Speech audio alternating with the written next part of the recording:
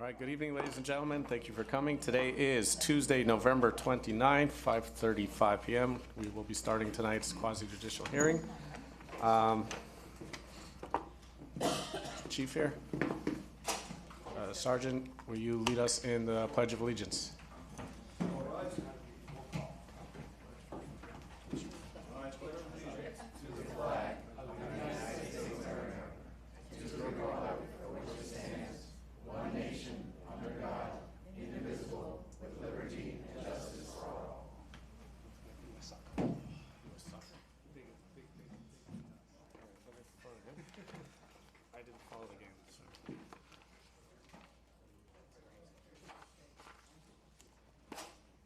Sorry, I didn't have it in front of me.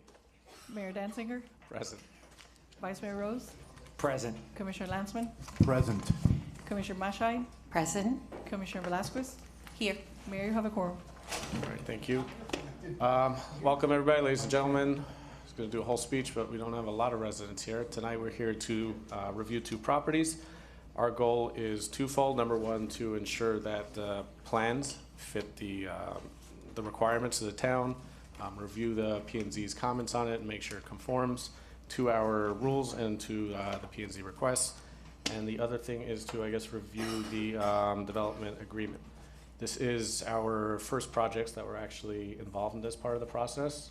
Why did you shake your head? Or that's just a, yeah. We've approved other plans before, but this is the first two properties that we're actually going to be going through the development order that was negotiated by the town. We have two things in mind, obviously, and we've spoke about this: pedestrian safety. After what happened last year, it's been a primary focus, and I know the town has done a lot to ensure that things have changed for this, that the neighbors feel safe, that the town will feel safe, and we'll be discussing this more in detail. So without a further ado, Mr. Attorney, will you please read the legal statement? Thank you, Mayor. Today's meeting of the Town Commission, this special meeting of the Town Commission, is an in-person meeting as set forth in the Town Code to consider two quasi-judicial items. The decision of whether or not to approve or recommend approval of such applications is not a popularity contest. It cannot be based solely on opinions, no matter how important those opinions might be. By law, the board must approve or deny based on applicable legal criteria and on substantial, competent evidence. This means testimony or other evidence based on personal observation or relevant expert testimony that a reasonable mind would accept as adequate to support a conclusion. This includes the recommendations of the town's professional staff, as well as other opinions, including personal opinions about whether people are in favor of or against the application. Anyone who seeks to speak on an item will be given an opportunity to speak. If you intend to provide testimony as to any of the applications considered tonight, you shall and must be sworn in by the clerk before your testimony is taken. Please know if you speak, you may be subject to cross-examination. If you refuse either to be cross-examined or to be sworn, your testimony will be considered in that context and given its due weight. The general public will not be permitted to cross-examine witnesses, but the public may request that the commission direct questions on their behalf to either the staff or the applicant. For each application considered tonight, we will first hear from town staff and then from the applicant. After this, Mr. Mayor, you can allow anyone from the audience who has been sworn in to provide testimony. Members of the audience, please make your comments concisely. Madam Clerk, please confirm compliance with the advertising and notice requirements for tonight's hearing. Yes, the ad ran on November 13, 2022. Great, thank you. Commissioners, have any of you had any ex parte communications with the applicant or any member of the public, either for or against either of the two applications on tonight's agenda? If so, please state so for the record, who the communication was with and the nature of the communication. I have, yes. I met with the developer a number of weeks ago. On which application? On the first application. 93 Ocean.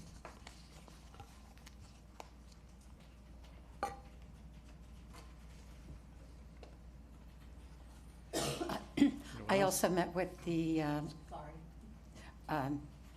developer for Ocean 93 a few months ago. I have also met with the developer for 93 Ocean about a month ago. I also met with the developers from Ocean, I don't remember, maybe a month or two, maybe longer. I'm not really 100% sure. And I've had conversations over the phone as well.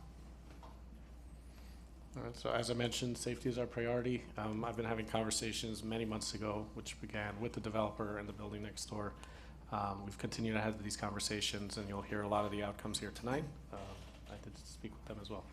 So just for the record, those are all in item 2A on tonight's agenda. Yes, 2A, 93. correct. Great, thank you.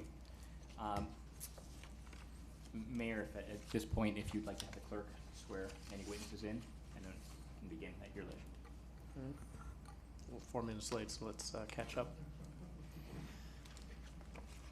So all of those that will be making a statement, please stand.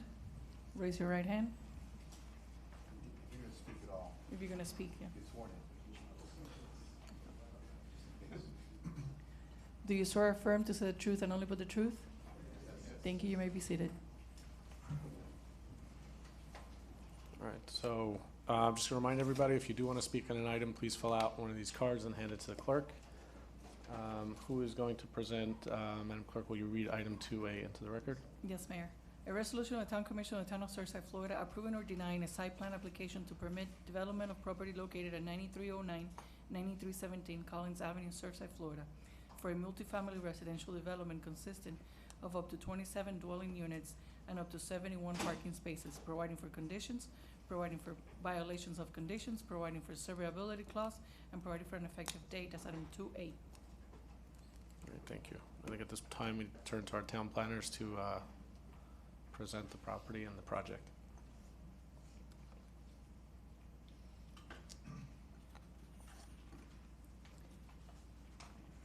If we could have the projector turned on?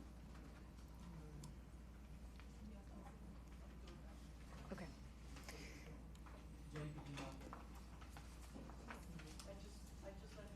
Okay. Thank you.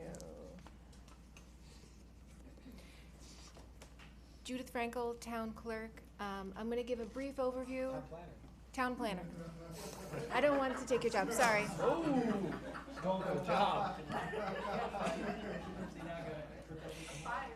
Judith Frankel, Town Planner. I'm going to give a brief overview of the project and then let the developer give a presentation. And Mr. Keller and I are, of course, here to answer any questions you have. 9309 through 9317 Collins Avenue, currently known as Our Palace Surfside. We're familiar with the location. It's next to the community center, east side of Collins Avenue, beachfront. It's existing, the Regent Palace, built in 1951, two-story, building condo building with understory parking, presently has 34 units. At the moment, there's 10 parking spaces that directly back out into Collins Avenue, plus an additional driveway.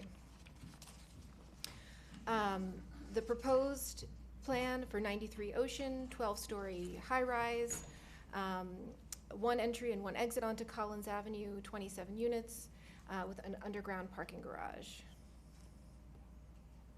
Some of the basic zoning information, they are under the density per our comprehensive plan. The building height is 120 feet as measured from wave crest, which is what our code requires, and the additional rooftop structures is also compliant with the code. They have 9 additional parking spaces over what's required, and they are exceeding the pervious lot area requirements for the property. Just a little bit of the background of the process. Staff has been working with these developers for quite some time at this point. We've determined that the proposal meets the town's comprehensive plan as well as the zoning code, and specifically ordinance 21-1716, which refers to the setbacks that are used here. The development team met with the design review group on August 23rd. There, the town manager, assistant town manager, public works director, police chief, building official, and others were there to go over the impacts of the development. And the DRG was supportive of moving the project to the Planning and Zoning Board phase. Planning and Zoning approved the project on August 28th. They had a few conditions that the developers then met with town staff to resolve. things such as the public service connections, dune improvements, compliance with setbacks, and a revision of the landscaping plan, which needed a little bit clarity after Planning and Zoning Board. So all of those details have been resolved, and what you have in your packets and what is going to be presented tonight, we feel completely complies with code. The development team has agreed to several development mitigation conditions to make sure that there is no adverse impact to the town.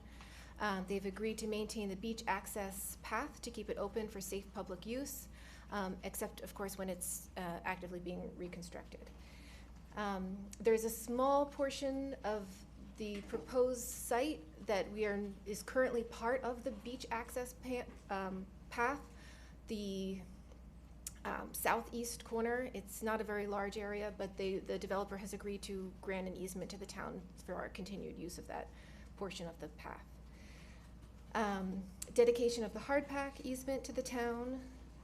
They've agreed to a new 12-inch water main, so it's currently 8-inch, and that's going to be bringing it up to the standards that we're going to have now throughout the town, all the way from their property to 93rd Street.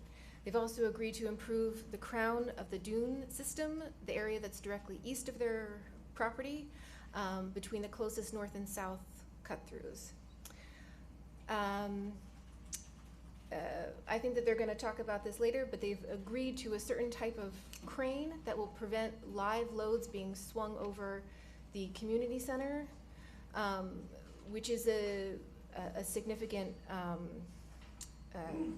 benefit to the community center.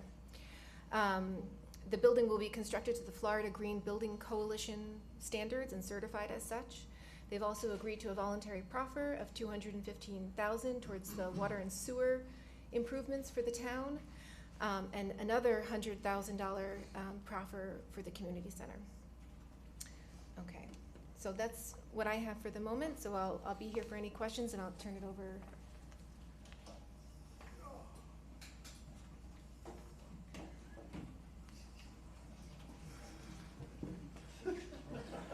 The biggest challenge was I going to fall down before I got up here? And I passed that test. Graham, Penn, Howard, L. Fernandez, Larkin, Tapanus, 200 South Biscayne Boulevard. Here with my trusty scooter, representing our Palace Surfside LLC. And I'm going to, perfect timing from Mr. Bernardo. I'm gonna try to give a quick intro that's not repetitive, too much of staff. So with our team, we've got Marcelo Kingston and Orlando Carrillo from Multiplan, the man who needs no introduction who just walked in, Mr. Bernardo Forbresia, and his team from Architectonica, including Patrick Giannini and Ben Hutchins. I hope I pronounced both those right. Our consulting architect, George Kousselis. And we are all very excited to bring this beautiful, resilient, green, low-impact use to this site. Project known as 93 Ocean will open up views through this property. It will provide all of its required parking tucked under the building. It will provide modern access that replaces the existing dangerous head-in condition of parking spaces along Collins Avenue. It will introduce a significant amount of new open space and first-class landscaping to this property. I'm happy to note, and I'll talk about it at boring length, I'm sure, that we have the support of our neighbors at the Marbella Condominium Association. And the resolution in front of you, as staff indicated, includes multiple requirements that will protect and improve the town's community center, as well as providing additional public benefits, including significant resiliency improvements to the dune system. So again, here's our site. We're sandwiched between Marbella on the north, Community Center on the south. We have Eden, a development site obviously to the west, and then Fendi is a little bit further to the north. Existing development, 34 existing units in 2 to 3 stories. Minimal setbacks on this building. These buildings, they were built when 5 feet were required, so there's very little setback from either the community center site or Marbella. Two most important elements: terrible access, right? We have, as Judith indicated, there are 10 parking spaces in this property right now that front directly from Collins, and you can go in and out directly from Collins. So you have an essentially one large curb cut, that's the entire front of this property, which, if we're talking about safety, is possibly the worst thing you can imagine. It also has no dedicated loading or garbage, so any kind of servicing of these buildings right now is from the street. So let's talk a little bit about impacts. We're losing 7 units at maximum, at minimum. We might be losing more, we might have fewer than 27. But if we go to 27, that's 106 daily vehicular trips off of the roads from this change. The improvements to the operation are obviously significant, right? We have dedicated ingress and egress now, no longer one large curb cut. That's benefit to pedestrian safety. Dedicated loading space, you can see there indicated in our in blue. So we have a at-grade loading space. Garbage is dealt with below ground, underneath the building. Generous stacking in front, which of course will allow for all the typical deliveries, your UPS guy, the Amazon truck, the Ubers to go in and out without impacting Collins, which I think is a significant benefit. And again, with the existing condition, all that activity needs to impact Collins, and it won't anymore, and of course, no visible parking.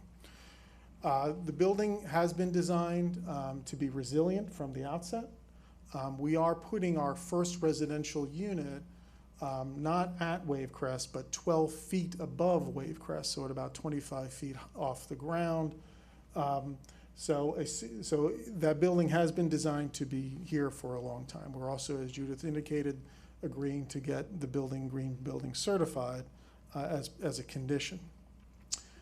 As I noted earlier, we have been working with Marbella for months, and we have their support, and this is the letter from Mr. Schneider, the president, and I assume they're here today as well. Our other neighbor, of course, is the town, and we've been working very hard with the administration on ensuring that this project is a good neighbor to the community center. We know how important the community center is, and we wanted to make sure, and staff made sure that we did, that the community center is protected. So I'm going to take you through the big picture items for the community center. First, 16-foot minimum of a construction barrier between us and the community center. This will be Marbella as well. And there's a provision in the resolution that allows the manager to monitor our dust control efforts throughout the entire process and require changes if we are failing to control our dust in a way that impacts the community center.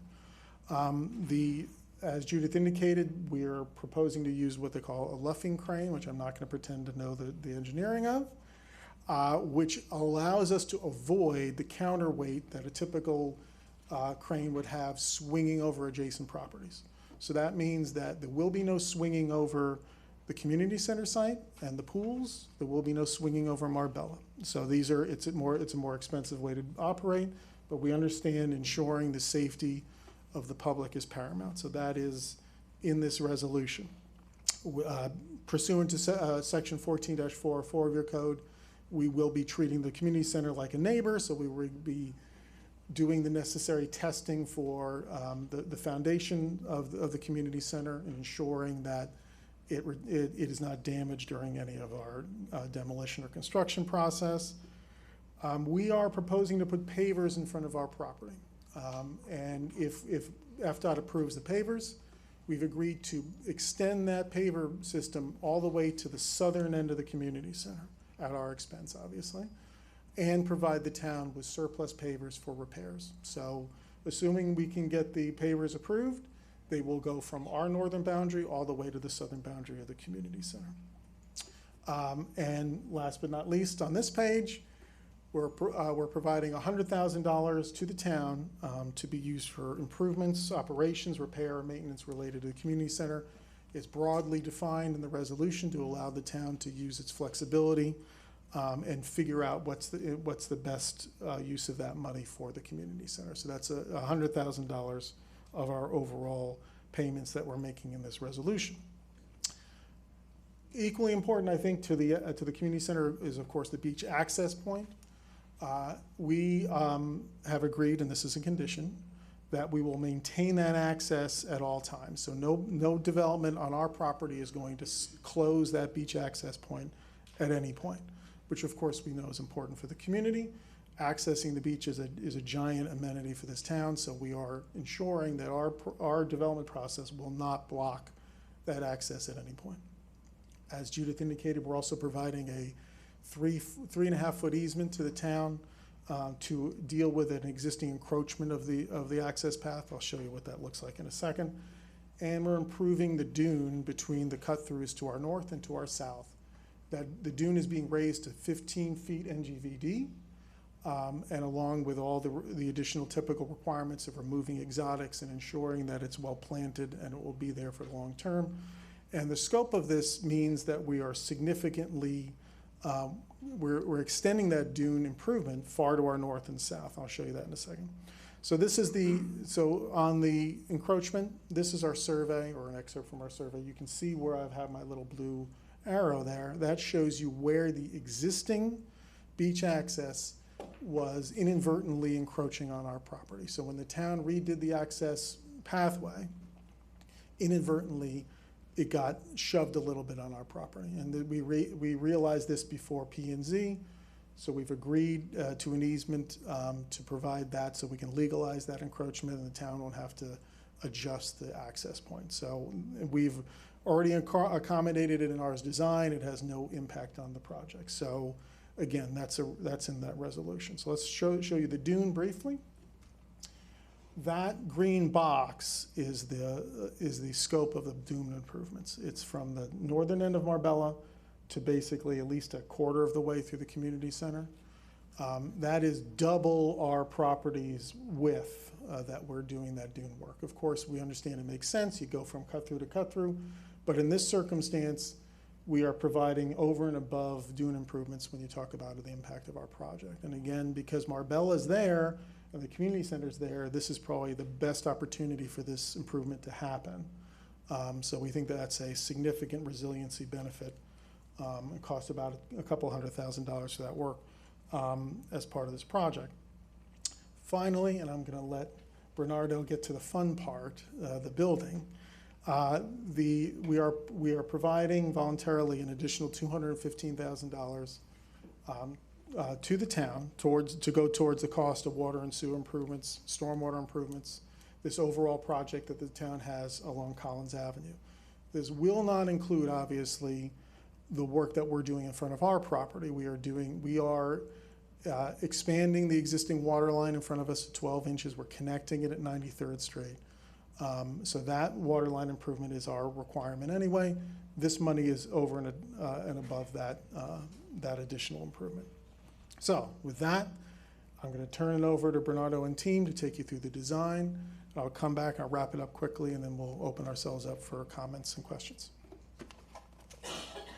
Now, reversing is going to be the other challenge, so.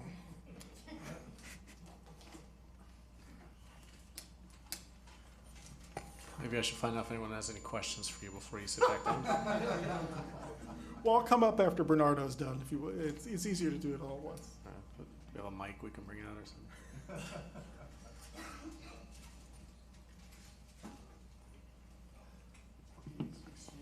Can I please swear you in? Do you swear or affirm to say the truth and only but the truth? I do. Thank you. You may proceed. State your Thank name you. and address for the record. Sorry for that delay there. It's a lot of traffic with our puzzle to get to here. Well, I'm pleased to be here with you today to explain to you how we came to the conclusions and solutions that we're going to present to you about the project. I'm Bernardo Forbrescia. I'm principal of Architectonica at 2900 Oak Avenue, Miami, Florida. What you see in the image up on the screen is probably the one that is most evident from buildings around, because it is the arrival to the building is what you see on approach on Collins Avenue.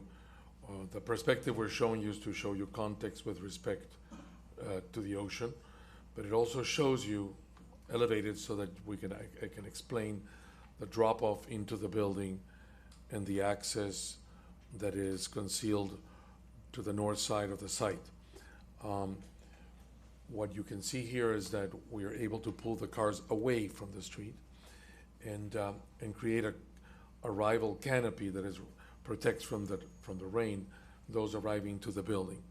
And those going to the garage turn around through that gap that you see on the north side to enter the garage and to provide the loading area that is not evident from the street. What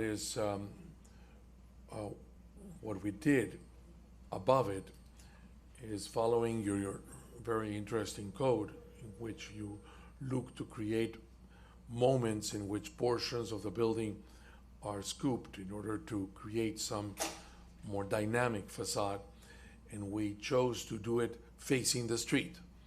In fact, this creates this elevated garden that you see suspended over the arrival and at sight, because it's only the second floor. And that lightens up the building and suspends the rest of the building away from the street, where we create this sort of unique sort of Garden of Eden of sorts that we've created with the green walls and water and interesting native planting. You can see that effect now lower at eye level, where you see the arrival, where we placed also intentionally the lobby on the southwest corner, so that is what you see on approach, and it's sort of the sister facade to the community center to the south. It is, you see there the canopy, and you see the garden that I'm referring to that makes the building float higher and descend towards the beach. And that large open space that is tall, is 2 stories tall, it creates almost like a separate building that is 1 story that lines up with the scale of the community center. Then the gap separates that lower level where the lobby is located and makes it contextual with the community center to the right. Beyond that, you see the series of angles that is the rest of the building, that we broke the building into what appears like 3 distinct towers that are thinner and taller, that are then put together by the cornice line that unifies them at the top. You can see here the arrival that I mentioned. This is the drop-off now coming closer to the building, and the effect that we were trying to convey of a high-ceilinged 1-story building that is reaching Collins Avenue. Above, you see the rest of the building. You see the underside of the balconies have a warm tone that is actually a wood material, and you see beyond the rest of the terraces that are angling to create that effect along the facade of the side of the building. You can see here the site plan, and the swimming pool has been moved to the roof. That's the way to guarantee that the residents will have that roof pool with southern light all day long. And there are 2 additional pools that you see for the penthouses. And this is the plan of the basement. You see the ramp off to one side. Obviously, that is really the only way we can enter the building, as the only logical place that one can position the ramp with respect to the core, with respect to the view to the south and to the east and the west. But it does allow us to provide adequate parking for the building. You can see here the ground floor, which is where we located the spa and sort of the pool's beachside activities on the terrace on the way to the beach. And notice where the lobby is in that corner, and how we conceal neatly behind a blind door the loading area that goes directly into the service elevator, and where the ramp takes you down to the basement. So these are amenities that occur on this floor, but we intentionally put the pool not on this level, but on the upper level. This is a beach experience, something you're famous for, the most beautiful beach in South Florida, and it is what we're emphasizing on the ground floor. You can see here the additional amenities that we have, where we have the fitness center on this level, and that becomes the spa terrace. And then eventually we begin with the units. It's a double height space as you can see from the plan. And then we have the 3 units per floor of different sizes, with, of course, the largest of the 3 scalloped facades facing the waterfront. And this is the roof plan I mentioned, where we occupy the roof with these outdoor activities for the building as a whole. This is a boutique building. Is a small building, but probably in its scale is very fitting with other buildings that happen in this neighborhood, and more importantly, in the manner in which we deal with the scale of the street. And we feel that this was the approach we chose for the reasons that I explained earlier with respect to the relationship to the community center. These are some of the elevations. It shows you more the dimensions and so forth as required by the submittal. Thank you very much. Thank you.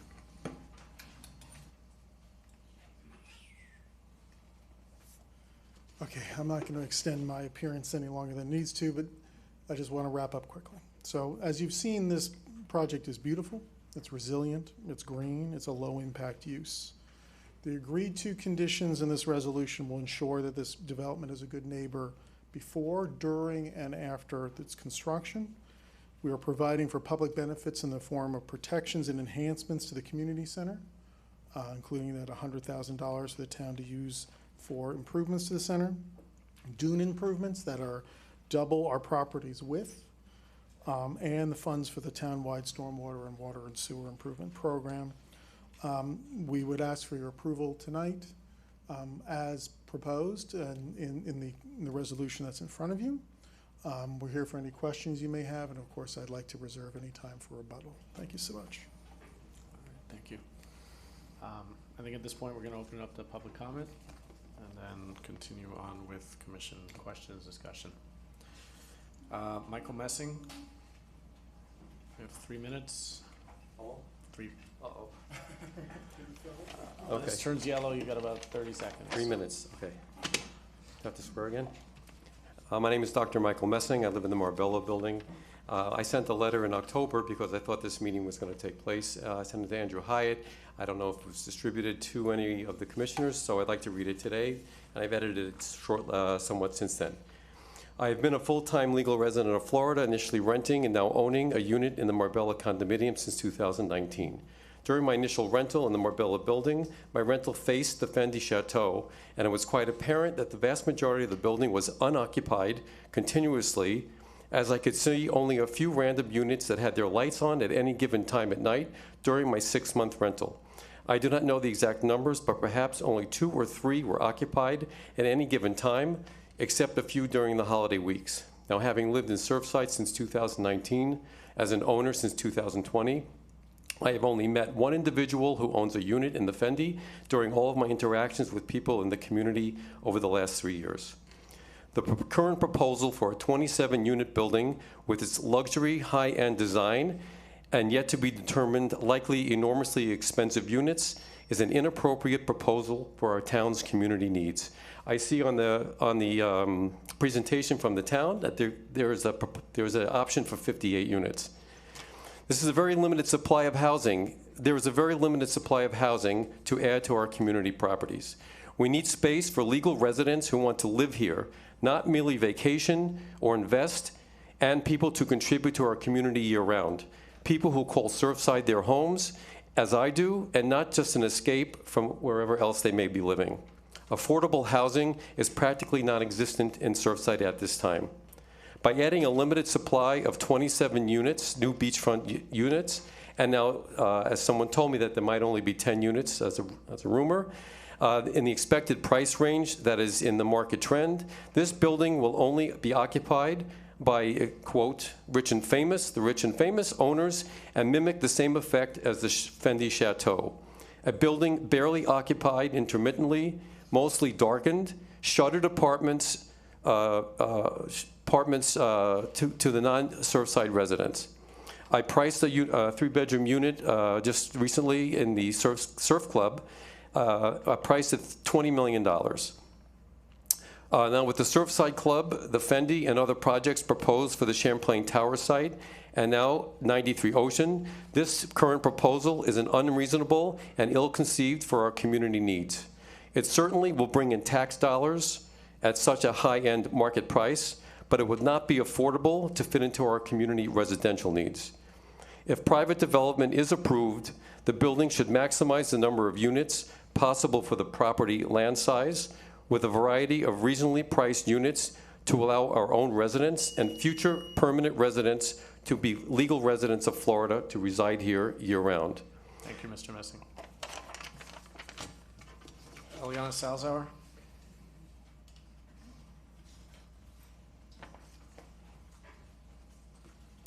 Eliana Salzhauer, 9317 Bay Drive. I concur with everything he just said. It's very upsetting to see our community being replaced with investment properties.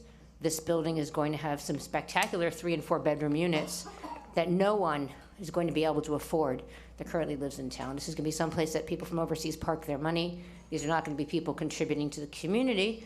It'll be a lovely vacation home for them. Again, I prefer people who genuinely are invested in the town on a daily basis, friends, neighbors, people who send their kids to our schools that we can interact with. That's what I would prefer. There are fewer and fewer affordable units, and by affordable, I don't mean affordable housing. I mean something in the $1 million range, which unfortunately now is the new middle class. In particular with this project, I do say the developer has been lovely. There have been some promises made along the way orally. I want to make sure that they are 100% in the development order, because if they're not in there, it's as if it didn't exist. And again, because this building impacts the community center, I have standing as a resident of the town of Surfside who uses that community center. Number one is that the community center access be protected. That means it stay open. That means whatever safety precautions take place to protect the community center from any damage done by the pilings. The current building has no subterranean garages. This will have a subterranean garage. Aside from the fact that I don't believe we should be building any of those in the fact of that we don't know what happened at Champlain, we should not be building that. There's going to be an impact of displacing that landmass, displacing the water. That's the first thing. There's going to be driving the pilings is going to cause shaking, probably to the pool. There may be damage to the pool. We want to make sure that we have something set up to protect our town assets from any damage caused by the construction. Also, asbestos removal. Any kind of demolition or asbestos removal, the kids are right there in the kiddie pool 5 feet away from this site. That's number one priority. Second priority is that we protect the public access. There's a public beach access that we have right next to between the community center and between that building that is where residents and the public get to the beach. That is a paved path. Part of that path, it turns out, is part of their private property.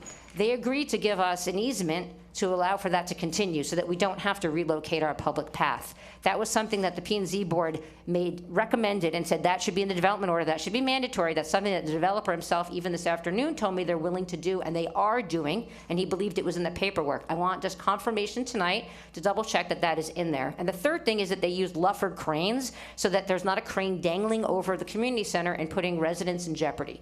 That is an idea that came from actually Mr. Kuslis, which is, I hope he'll bring to your attention as well. That is something that should also be in the development order, because as much as this developer is wonderful, there's no guarantee that he won't flip the property to another developer who may not care as much about the safety of our residents. So putting it in the development order is the only way to guarantee that these safety precautions are taking place. So please tonight, when you give permission, please put those in there. Thank you. Thank you, Ms. Salzauer.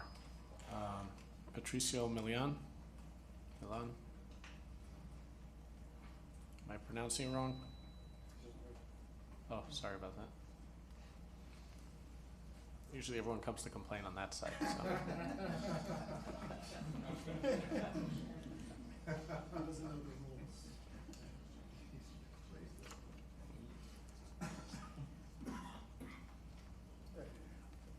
I'm also, my name is Patricio Milan. I'm a resident of Marbella Condominium, and I want to express my dissatisfaction with the project, because I think, that this project, as has been said, will not bring new residents, but new investors to the community.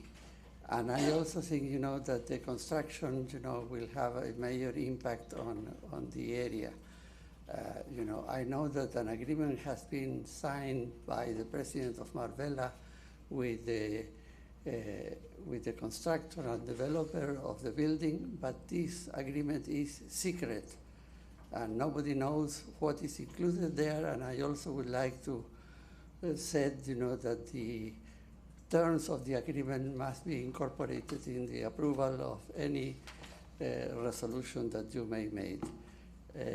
I also think, that the dissatisfaction with the present state of the building, is also our concern, and I think, that it's good to improve, but I think the commission should have been taking responsibility for this site because it's so close to the community center, that I think the community center should be supplemented by other activities that can be undertaken under that building. And my question is did the commission consider, doing another thing with the building, or was the commission only focusing on this construction that was presented to us? Thank you. Thank you very much. Moshe Schneider?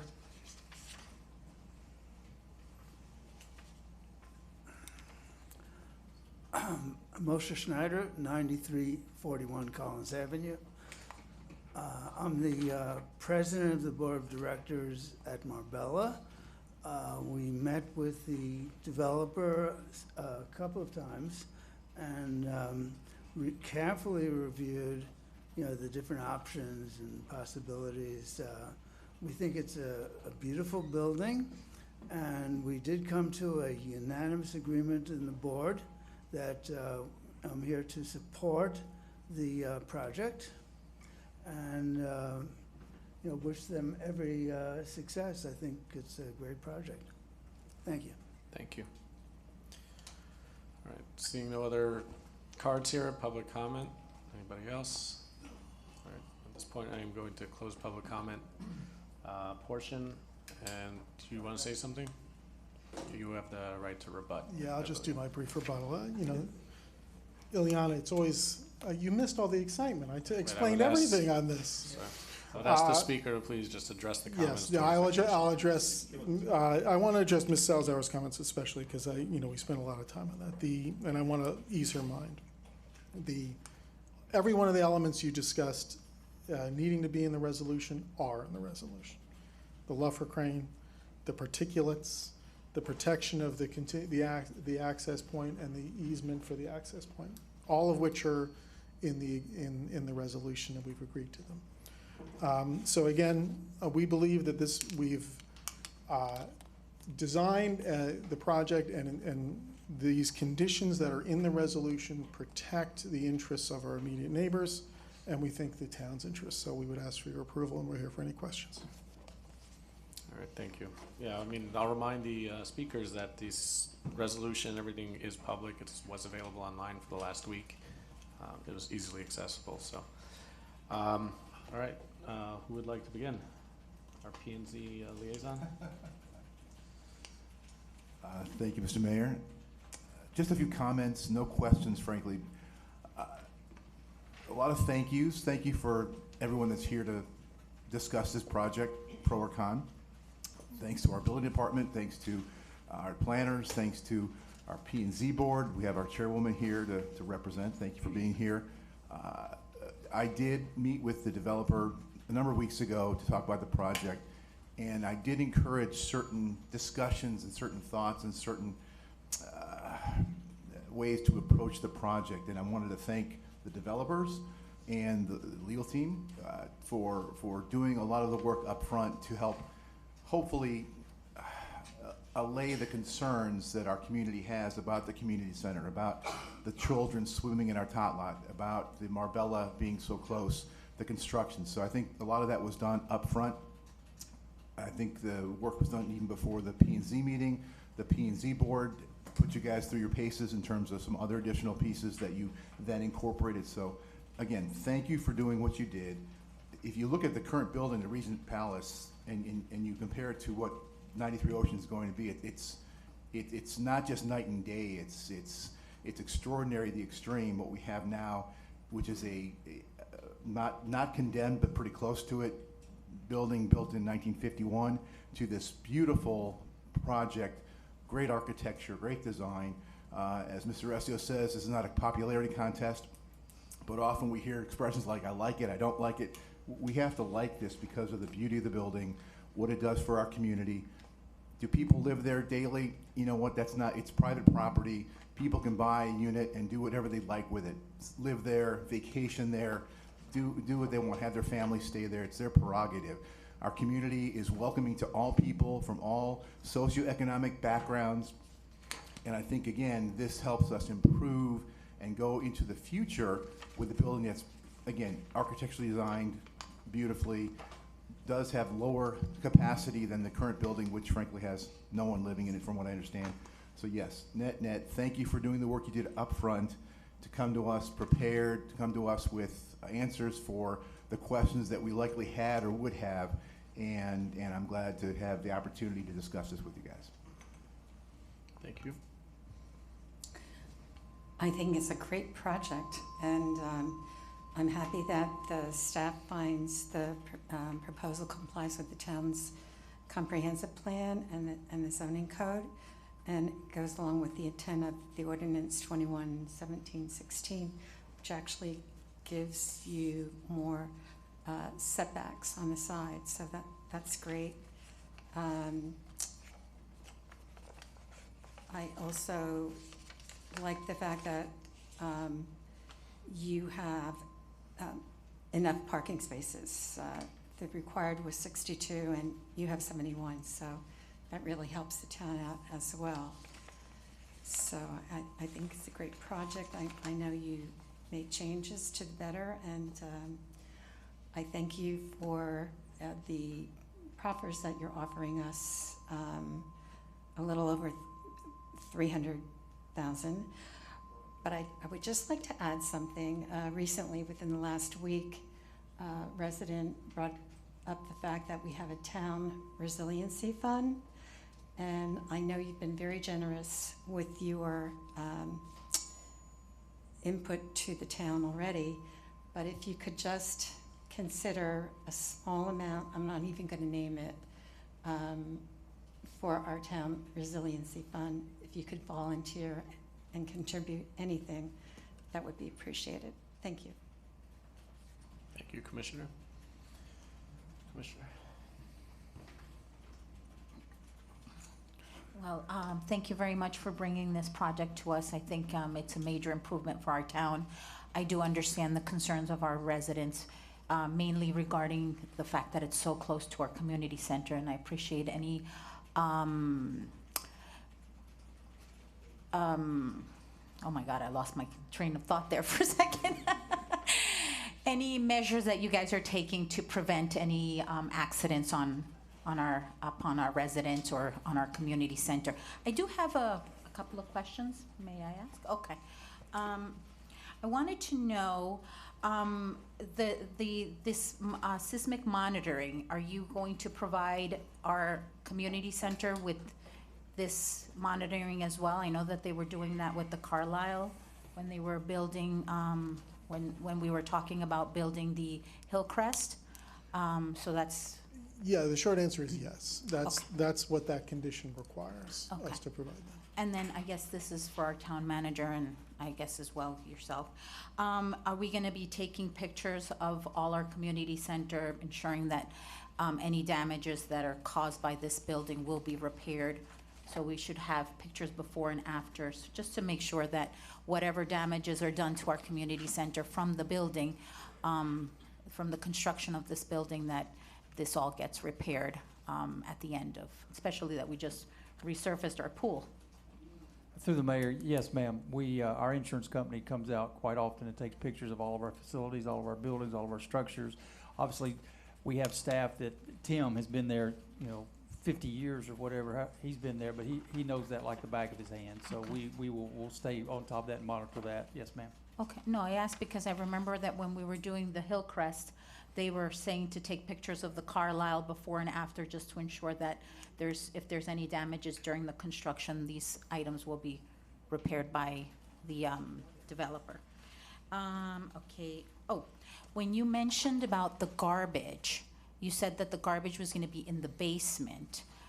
How are our sanitation guys going to get this garbage? Are you guys going to bring it up to the ground level, or, because I don't think we should be adding more strain on our sanitation workers by having them have to come into your building to remove these garbage containers? I'm gonna let Bernardo answer. Thank you. We actually have a dedicated jump elevator from the basement to the ground floor that feeds directly into the loading area. That's independent from the regular service elevator that we have serving the building. And where is that located on your, It is Blueprint. right behind, you see where this, there you go. Right there.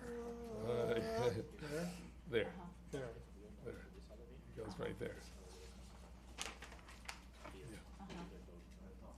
okay, and then our Right here. truck comes into there? Service, and right Oh, there, right okay. there. Okay, all Yeah. right, no So problem. it will not go up the ramp, in other words. Okay. Yeah, Perfect. wheels up. Commissioner Hector met with this group as well to make sure that everything was Okay. in good working order, and we support what they've come Okay. up. No, I just wanted to make sure, because when he said basement, I said, I don't know, we're going all the way down to the basement to Yeah, get I any should have been clearer, garbage. I apologize. It was my Okay. fault, I added the No confusion. problem, I just wanted to clarify that. Also, I see here in your, one of your renderings there, it shows the front of the, like the walkway, the pedestrian walkway is like a pavers, but all our town is mostly concrete. And that would kind of look different to what we have everywhere else. Is this just for showing us how this is, I'm not sure that one was the correct picture, there was another one. There, right there. You see from where the palm trees towards the street, that area there looks like it's pavers, but the rest of our town is not pavers. It's all concrete, and that's kind of gonna look very different to what we already have. That was part of why that the administration wanted us to, and we have, and it's in the resolution, agree to, if we're gonna put pavers in front of our property, we extend them all the way in front of the community center. So, at least for this area, this immediate area, they will be consistent. That's the goal of that condition. But isn't that gonna look weird? with Well, I the was rest gonna of the town? jump in also, if you look by the Four Seasons from 90th till about 92nd, they started paving. I Oh, think they the did? new developments that come in are, I mean, we can't require the whole town, we don't wanna cover that cost, obviously, to Okay. start redoing the whole town, but I think as we start seeing newer, more high-end developments, we're gonna see them address that individually. Okay. I'm sure the town manager and Hector have some sort of uniform that they're putting in place, we don't want every building to decide. Maybe you can, answer that, I don't know if the town had any input as to which pavers go in. I would imagine they'd allow us to participate, but I'm sure they've already got a plan in place and designs that they've selected. Yeah, I mean, looking at the renderings, they're consistent with what's been going on from 90th to 92nd over there, so hopefully we'll I start just seeing saw it more of these. a little different, so that's why I said it maybe look a little weird. Okay, other than that, I have no other questions, and I appreciate that you guys put in this development order, everything that our town required. Thank you, Commissioner. Thank you. Thank you, Commissioner, you brought up some good points, even though you made them get all the way up, don't feel too bad, but, I don't know if I should sit down. yeah, you brought up some good points, so thank you. Thank you, Mr. Mayor. So first thing, the monitoring and the photos, that's part of the zoning code now when you do new construction, so that's a requirement. It's, whether they want to or not, it's part of the code, so that, I know they're gonna do that. I'm just gonna start rambling here off my notes. First of all, thank you to the developers, the architect, beautiful building. I mean, you guys obviously got together, you really put a lot of thought into this, what we're seeing here. I think we all can say it's a beautiful product, and it'll be a very nice addition to the town. We met, we talked, my number one concern was the crane. There's no way to put this bluntly, but when you're at the community center, if you're looking up in the air, nobody wants to see the ass of a crane hanging over you.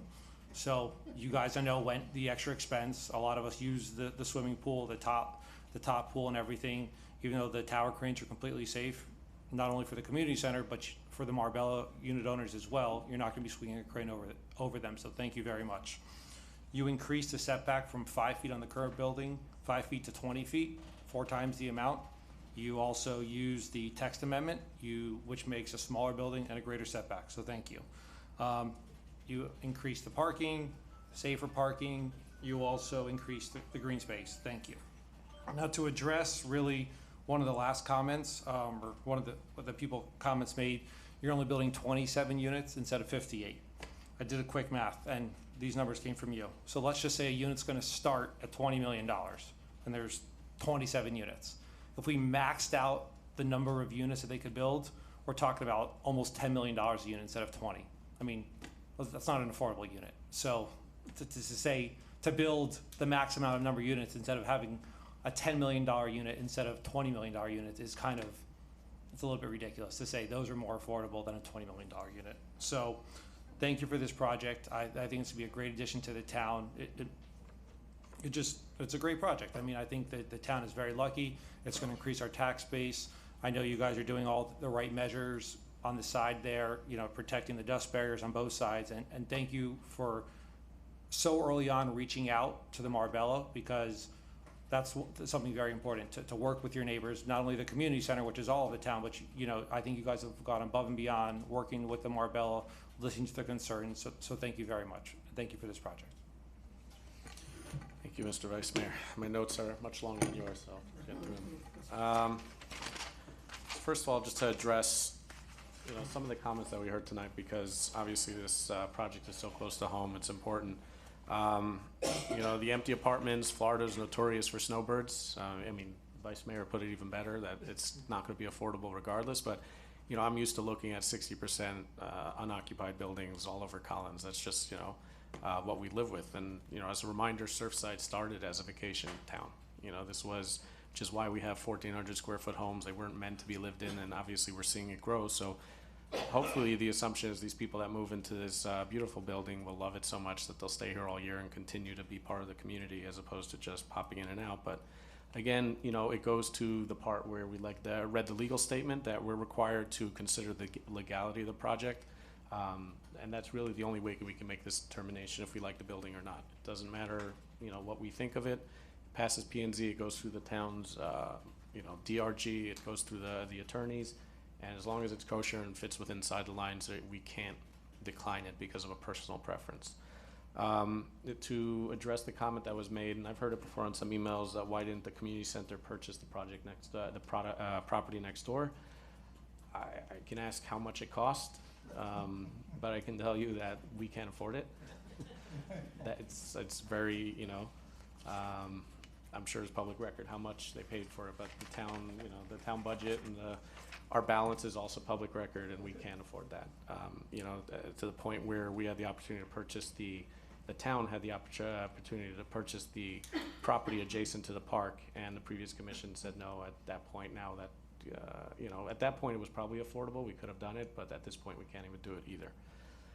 But to get to, you know, the project here, you know, like I mentioned, there's two big priorities that came before me and the rest of the commission when this project came forward, and that was the safety to our residents after what happened with the building.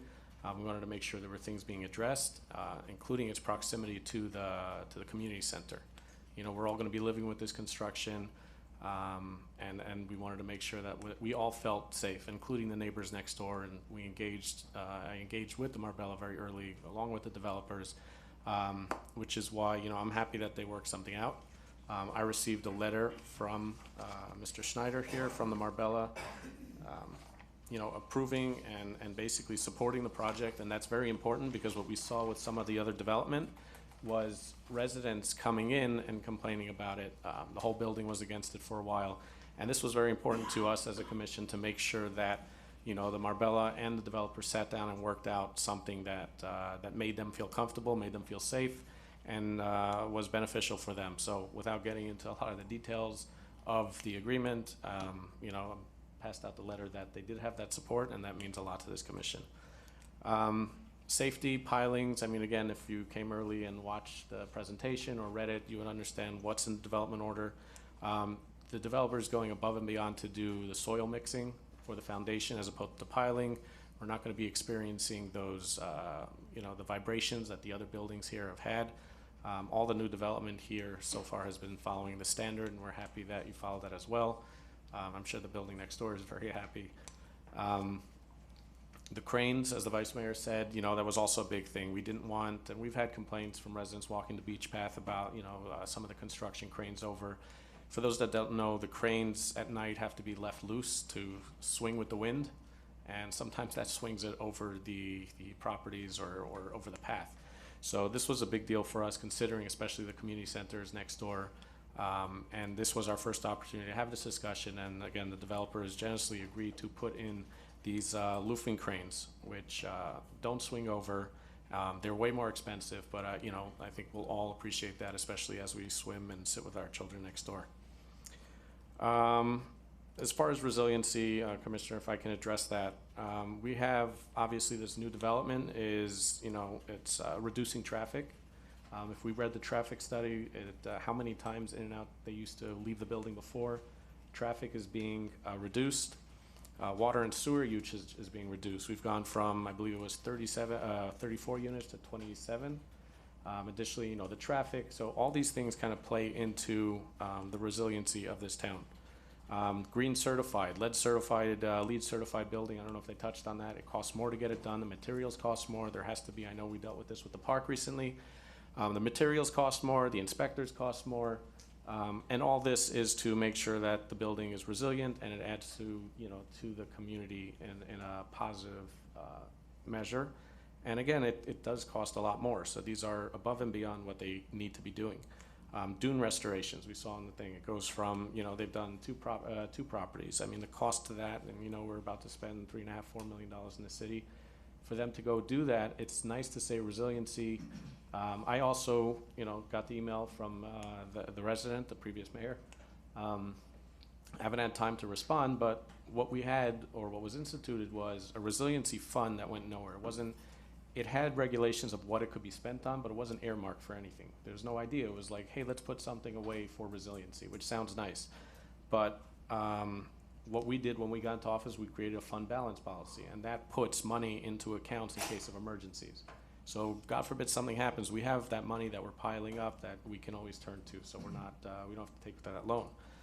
Additionally, again, all the money that they're putting in between LEED certification, dune restorations, improving of the water mains, I mean, going from 8 inches to 12 inches, this is all costs that they're bearing. This is money that they're essentially putting in to improve resiliency in the town, and that's something we can put our fingers on and feel good about, as opposed to just, you know, saying we put $10,000 into a resiliency fund. We have, by my calculations, over $300,000 between the dune restorations, the water main piping, and I'm not even counting what it's costing them for some of the other projects that are actually going into the town's resiliency plan that will improve our town. So, you know, I think we should be very appreciative of that. And, you know, it's something we can put our finger on and say we improve the resiliency of this town, as opposed to putting it into an account that goes nowhere forever. Two other comments, the $100,000 towards the community center and the $215,000 proffer to the city. It's dedicated to the water and sewer, Mr. Manager, if I may. Is it earmarked? I didn't read anything towards a specific fund. It'll just be water and sewer, stormwater projects as we do through the whole town. So it can be matched with something else they're gonna be doing in front of their property, and this could be other areas of the town. But when it gets deposited, is it going into a specific account? It'll go into those accounts that are specific for water and sewer, yes. All right, so what happens is, though, when we earmark it towards an account, it gets locked into that account. What I wanted to do was kind of put it into the general fund, and we can use it as needed for the multiple projects. I think that's up to you, your purview to make those decisions. We'll see what the commission thinks of that. It allows us to use it for other things. When you put it into an account, you get locked in there, water and sewer, or whatever it's going to be. This just opens it up for us to put into any other fund if we required. The other thing, which kind of, I know we had spoken about it, I didn't see it here, was there's a concept a lot of cities do, especially as they get bigger. We're a small town, went through the budget of the building department. They seem to be pretty healthy. There's a concept that cities do, which is the payment in lieu of the building permit fees. So the city can, what they can do is they can waive the permit fees and put that as, you know, added to this proffer. So, you know, if the estimated building fees, and I've seen checks come in here at like $1.2 million, which is almost the entirety of the budget of the building department for the year. But if we can take that and put it into, waive the building fees once they calculate it, and put that as a proffer, add that to the proffer that we have here. This way, it's money that goes into the general fund again, because if it comes as permit fees, it's locked into this one account, which seems to be very healthy, and it kind of brings me to the 100,000 towards the community center. That's coming. The community center is funded, as we know, by the tourist board, the tourist tax dollars, which there's millions of dollars sitting in there that unused. Not to mention the reserve fund balance that we may have built for that. I could be wrong, but Jason's not here. But there's millions of dollars sitting there, and just to add money into an account that's going nowhere seems a waste. So to kind of put these things again into general, so we can build up on some of the things. Sure, I'm going to be going on for a while, so yeah. Do you know how much is in this building department account? I did get the balance. Let me see, where did I put it?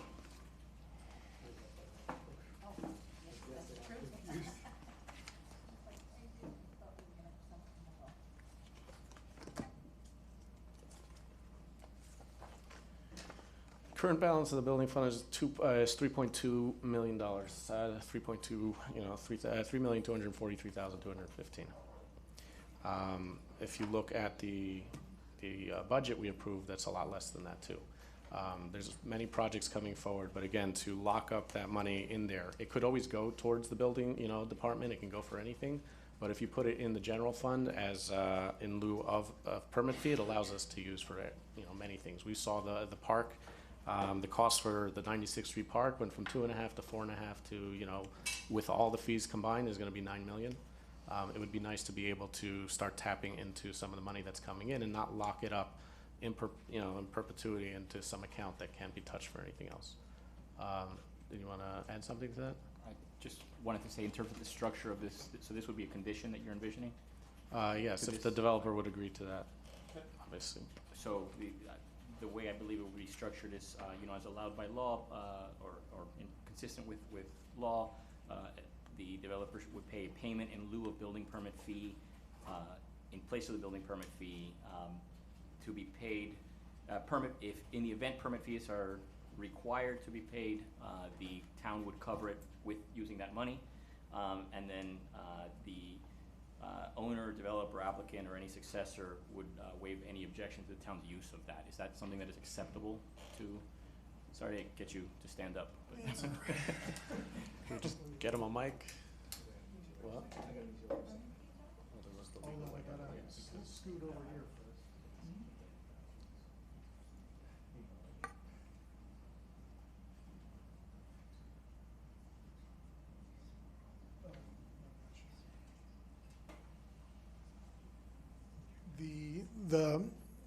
I think there's a distinction between the proffers that are in this resolution now and then the building permit fees. Because remember, we have the ability to do a private provider here, which adjusts, the money, it changes the way that the money works for a building permit. There's nothing, obviously, we have no issue with this, with the town deciding where to put the 215 or the 100,000, right? The constraint we have is really, I think, if we do private provider, taking the money from, that would be charged as a fee and moving it into the general fund. I think that becomes more complicated. Through the mayor, may I ask Mr. Penn a couple questions? In terms of the private provider scenario that you're referring to. I think I might need someone who actually deals with this to stand up and explain it to me.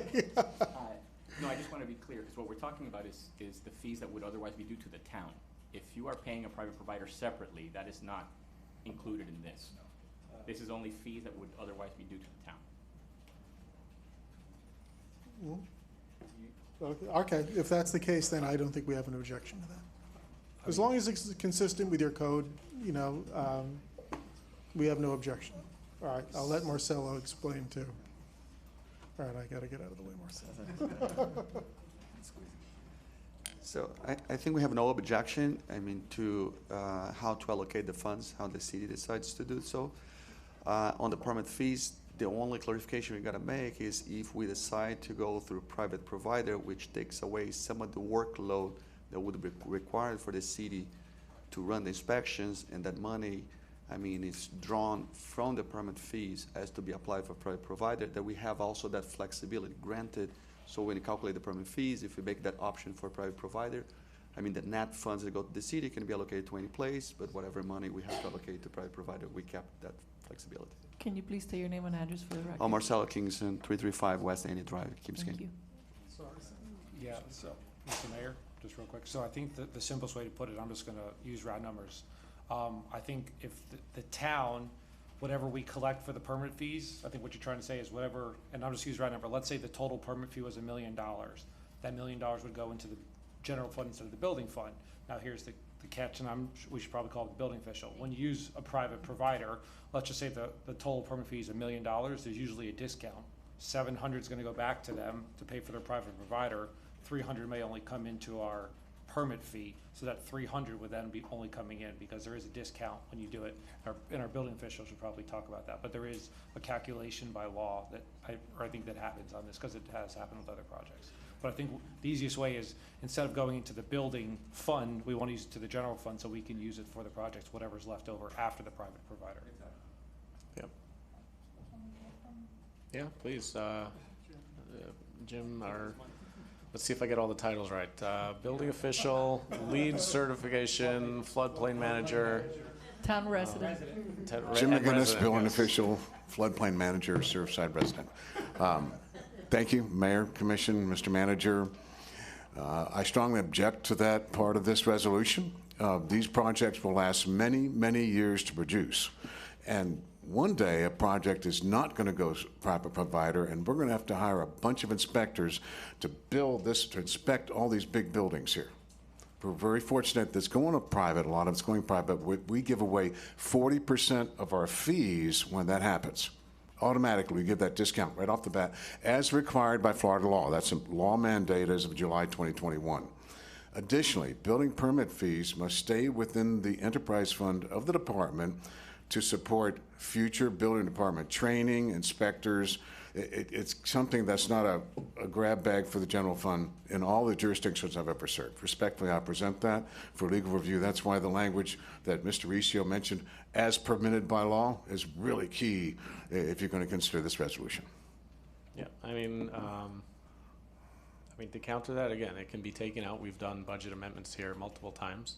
If you see something coming up, do you know the balance? Was my balance of the building department accurate? It's going to be in a very surplus for the short term, but all it takes is one economic downturn for these projects to stop, and that surplus goes away in support of, we're going to be staffing up in the building department. We've remodeled it. We need more inspectors, plans examiners, permit technicians, and to deliver this type of product. Everything's not going to be going private all the time, so respectively, we need to really consider that before we start giving away permit fees, and please do so. Well, I would counter that again. First of all, there's a lot of development coming forward in this town. Second of all, if there's an economic downfall, that's going to affect the entire town, not just the building department. And I think there's going to be other areas in the town that we're going to need to address financially before the building, because we're in an economic downturn. So I think, personally, I would address other things beforehand, and I would appreciate that funds be available for that. Okay. As a resident, I hope you can. Yes, Mayor, I sure can. I'll challenge our legal team to make sure that is indeed legal. Thank you. All right, thanks. No, I just wanted to say, this building is also going to bring a lot of tax revenue for our town, which in turn we can spend on projects that we want to do to improve the lives of our residents. I don't think that, based on the information that our building director just mentioned, I don't think that this is the place that we want to save on or move this money from a different account. I think that this should stay with the course that it normally does. And I appreciate, I really bought into that at first, but I think that, and it's a great idea. So I'm gonna, this is not my idea. There's many cities that do this when they experience this economic boom and the development is just rolling in. There are other things, like I said, $9 million for a park, another, $500,000 for the other park. We have a lot going on here. We didn't even get a price yet for this tennis center. Not that I want to blow everything out, but it should, when you lock it into a specific enterprise fund, you can't touch it anymore. No, and this is probably $1 million that can sit in an account. It doesn't mean it's being spent in the general fund. It just means that we can allocate it for other things if that comes up. And like you said, if there's an emergency, it's gonna affect everything. If there's an economic downturn, we're all screwed. It doesn't just go to the building department. So I there's a reason understand. why more experienced, officials who have been in office way longer than me kind of practice this. I just feel that I think it should stay where it is. And, I mean, if the fund already has 3 million and we have money all over the place, this project also will bring an enormous amount of additional revenue to our town. Which can also go towards the building department. It's never not gonna have money if the town has money. I understand. All right, did you wanna say something before? I have a question about that also. So what if it goes to this other fund and we need more inspectors and we need more money for the building department? Where So- does that come from?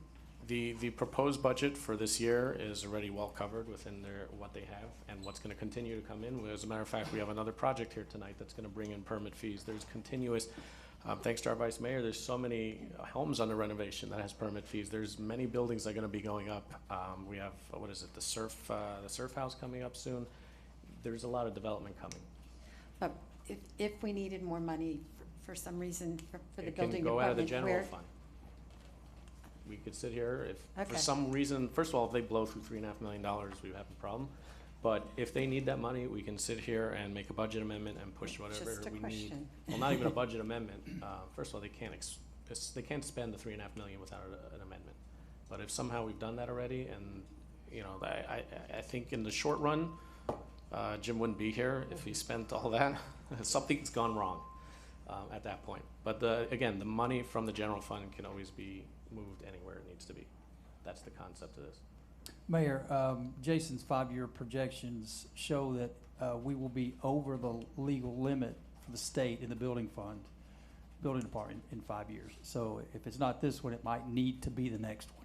It's something to think about because there is a saturation point. So Jason has just texted me and said, my 5-year financial projection shows us over state law allowance. So that's Yeah. 5 years. So As you we gotta go break that now. down. We can't keep adding to a fund that goes nowhere in town. It's not fair for the taxpayers.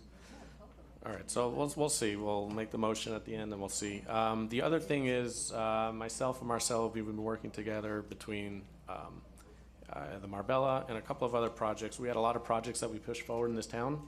One of the initiatives was our outdoor beach equipment, that was really going to spruce up the town, the lighting. I've asked him if he would, first of all, cover the expense of the beach equipment. Tony, we're listening, because this is gonna hit I know the developers have graciously agreed to cover the outdoor beach equipment, and pay into the general fund to cover that, along with, adding the beach lighting project. If you remember, phase 1 is the street entrances and behind the community center. They've agreed to do the lighting and pay for lighting, so we can put it behind their building as well, which adjacent to that. So just to clarify, that's about $58,000 for the gym equipment, if you look at the balance. Yeah, so the gym equipment, according to the quote that we approved, was about $58,000, $259. So they're going to cover the 85 for the beach outdoor gym equipment, and another $7,000, which will roughly cover the cost. It's 5 lights, because it's 1 light every 20 feet. Yeah, the ones that we saw the other meeting. Those are about $3,000 a piece. Times that by 5, so that's. Oh, sorry, did I say 3,000? Sorry, no. It's they're $1,400 a piece roughly. So that is about $7,000 for the 5 lights that would be installed there. That's not in here, so we've had a conversation. They agreed to add that in. Yeah. So again, I'll make a motion, because there's a lot of stuff that happened here, and then we'll see. I'm scared to do this, but Mr. Mayor, may before I do that, may I, because I've been going back and forth with Jason a little bit, can we just ensure that the $215,000 proffer, they've already said on the record that they don't have a problem where it goes, but there is a need for water and sewer improvements, so we just want to make sure that wherever we put it, that it can be used for water and sewer. yeah, it's not that it being wouldn't be locked up in prohibited, any other. that it wouldn't It's be in the prohibited. general fund. Yep. Can we not specify the general fund? Let's just specify that it have as much flexibility as possible, but that it can still be used for water and sewer improvement. Well, where's it going? It's gotta get deposited somewhere. I guess what I'm trying to say is, we'll put the general fund if we can confirm that it could still be used for water and sewer improvements, even if it's in the general fund. That's the request. Can we just leave that alone, because there is a lot of, I mean, look, there's the. Commissioner, you need to speak into the mic. Sorry. I'm not taking, Sorry. we There's just the agreed, there's no, Abbott I'm not Avenue. leaving it alone. Again, what it does is it opens, you want access to the money. That's all. If something happens unforeseen, you want access to it. And first of all, we've adopted a fund balance policy, so we are feeding into the town, I understand. consistently. So the idea is to keep money available if needed, if something happens. Okay, I understand all that. However, there are projects that we are going to be doing within the water and sewer fund. So I really would prefer to leave that. I mean, I don't want to delay their approval or anything like that, and then we're going here, putting out motions and having to say no to them. I'd rather negotiate with you from the beginning, so we can have one motion that we all agree on, and it's gonna make us happy, it's gonna make the Commissioner, developers nobody's taking it happy from the and water our and sewer town. fund. It can still be used for it. I understand, I but have a once you question put it for- in the general fund, it can be used for anything. Whereas to they're giving this money specifically for the water and sewer fund, and we just heard from our finance director that, I think that's best to leave it where it is. That's not what he said. He asked if we make sure that it's still earmarked for that. I understand, but I don't see the reason not to put it there versus putting it somewhere else. If we have need for this money already, I think it should stay in the name that it's in the fund that it's going to, versus calling it the general fund. As we've seen, there's several projects that are coming on that the commission is bringing to the table. I think just, this should be I have a set question, for if I may. that. I don't know, Mr. Manager, if you would know offhand, or maybe Tony, since you're talking to Jason. We approved the Abbott Avenue drainage project, right? There were funds allocated for that coming from the state, coming from certain projects. Was this one of those projects? Was this calculated into that fund that we already approved? This amount of money? Yeah. No, it was not part of that. Okay, so again, this commission has already approved the project. It's funded. It makes no difference if we put that in there. It just means they can't pull it out. They don't need to pull it from the general fund. But if it goes in the general fund, it's coming out right into there anyways. If I may, Vice Mayor, through the Vice Mayor, sorry. Yes, absolutely. Well, I didn't really pass the, I didn't make the motion. If we have any intention of using it in the water and sewer, it would have to go in the water and sewer fund. That can't be passed back and forth, so that would be the 211 or whatever the number was. But just FYI. Yeah, so again, the project's been funded. If they pulled it already, I don't remember if we did. I mean, we signed the resolution. That's not the only project. I mean, there's also, they have to replace the sewer line on Collins Avenue. There's other improvements that we need to do in our town. Not only the Abbott Avenue drainage project, Again, forget about that Commissioner, one. we but approved every one of those projects already. I understand that, but that's not the only area where we have flooding. This is the initial improvement to our flooding problems. We also have flooding problems on Bay Drive. What's going to happen if what we do on Abbott Avenue doesn't 100% improve the other situations? This is money that we can use for these types of repairs, improvements. I really, like I said, I'd rather get a motion that's going to be one motion that we're all gonna agree to from the beginning than something that I'm gonna have to say no to. And it's not because I don't like the project, it's just because of the motion that you're making to change these monies from different places. Our town attorney I fully understand, and I'm and with you. everybody did all this work, and we already read it, and to change things at this But what point. happens is, by the way, it comes to us to review and modify as we deem necessary. So, you still have a requirement to go through the document, change what you feel. So again, I want to make sure you approve it or you agree to it, so I'm going to make the motion. To approve the resolution as written with the following changes is the $100,000 towards the community center should go into the general fund. To account for the extra $58,000, which is going to be earmarked for the gym equipment. The extra $7,000, which will go toward pay for the lighting that will be installed behind their building, and to figure out with the developers, obviously, but the payment in lieu of building permit fees for this project. Jim, there's a lot of projects coming, don't worry. I'm not.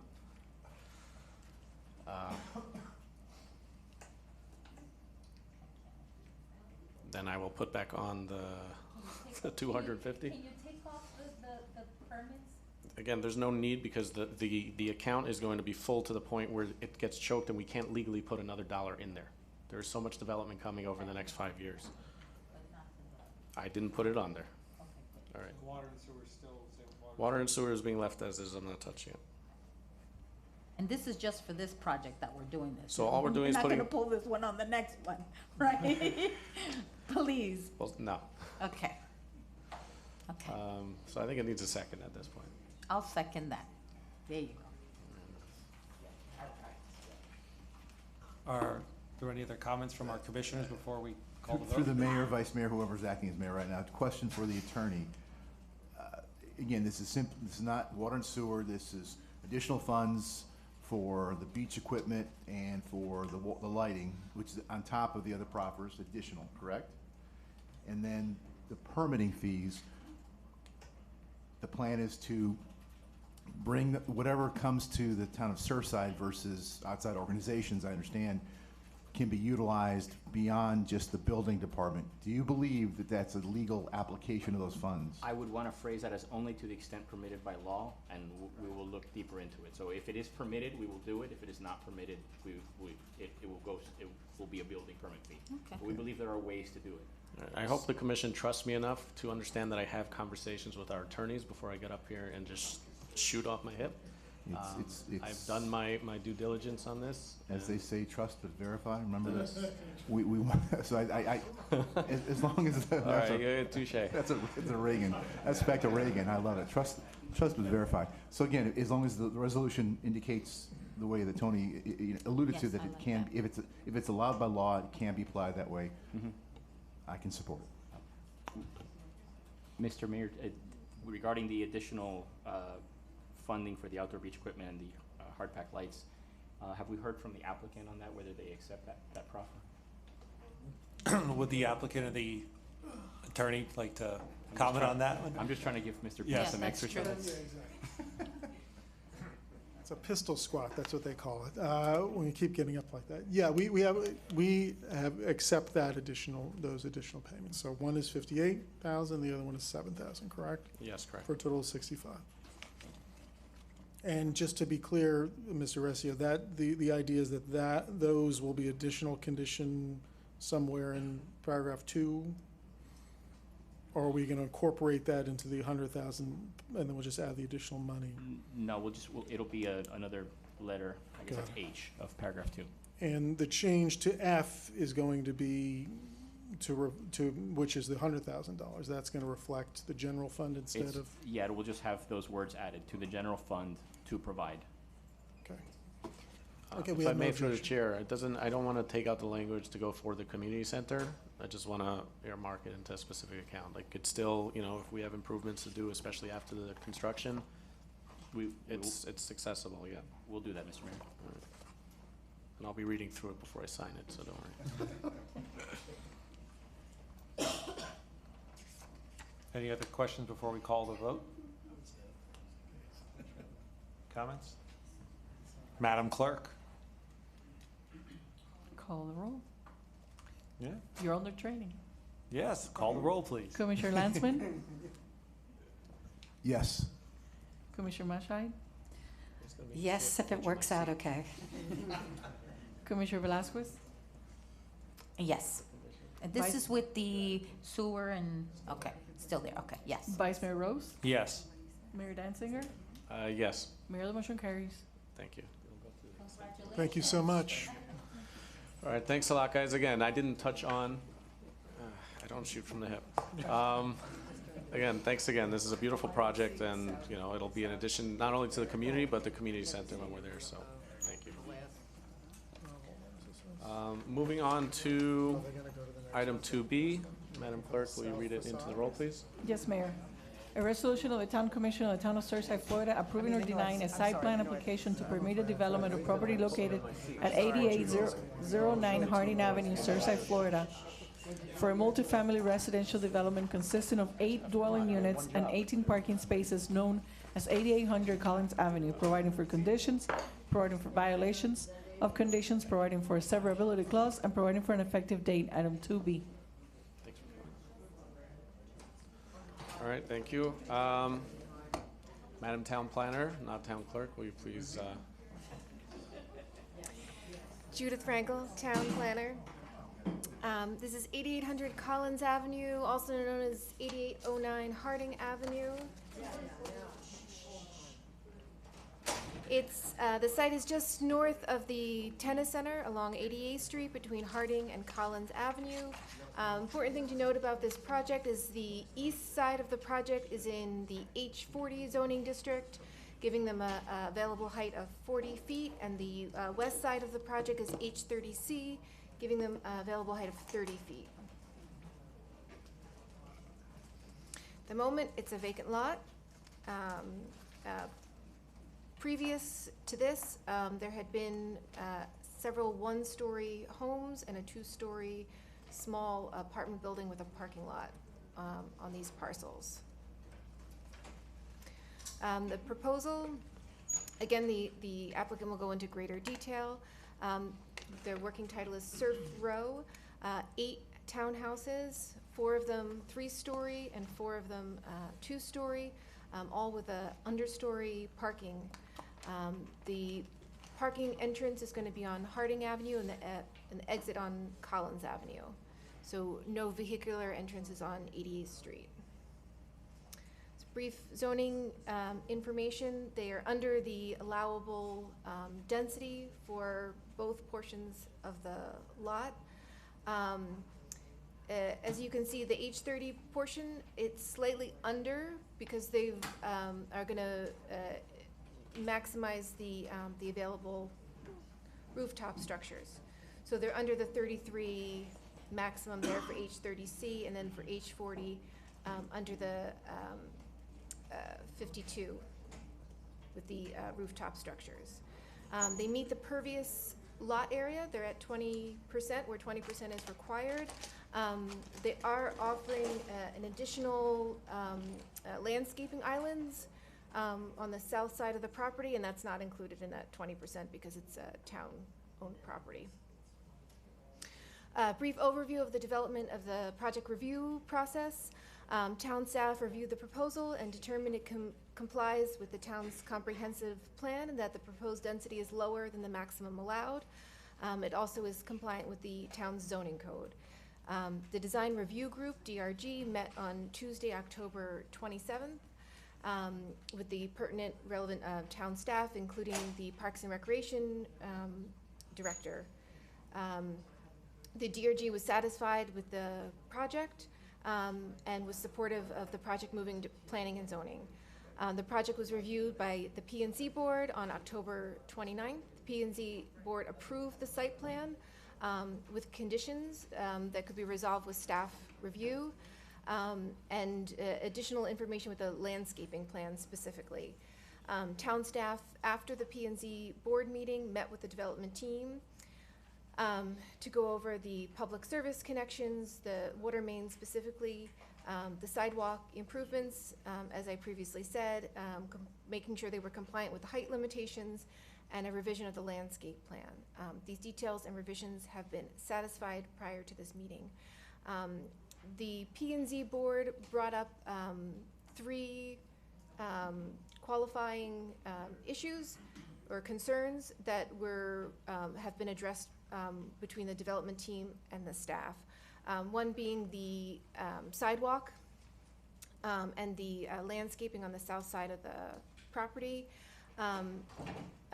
Being assured that the height limitations were properly respected, which they are, and we had worked with the architect to ensure that. And there was a condition that the P&Z brought up about the Collins Avenue side of the building, and they asked for either wrapping, which you're going to see as a design element onto that side, or for greater articulation, because that's going to be part of the facade of the building. Development mitigation conditions. They have agreed to relocate the existing water main at the property, so it's better accessible for maintenance and repair. They've agreed to resurface and improve and expand to a width of 6 feet the sidewalk that's on 88th Street adjacent to the property. There will be 4 landscaping islands containing shade-providing street trees, which is what the P&Z asked of them, along 88th Street, which will provide shade to the whole 88th Street on the north side. They've also agreed to a construction of a barrier, which they're going to work with the building official to determine exactly what height that should be to shield the roadway and the tennis center from construction impacts, which they are sensitive to. This building will also be constructed to Florida Green Building Coalition standards, which is different than LEED. They have also offered a voluntary proffer of $67,000 towards the cost of water and sewer improvements in the town.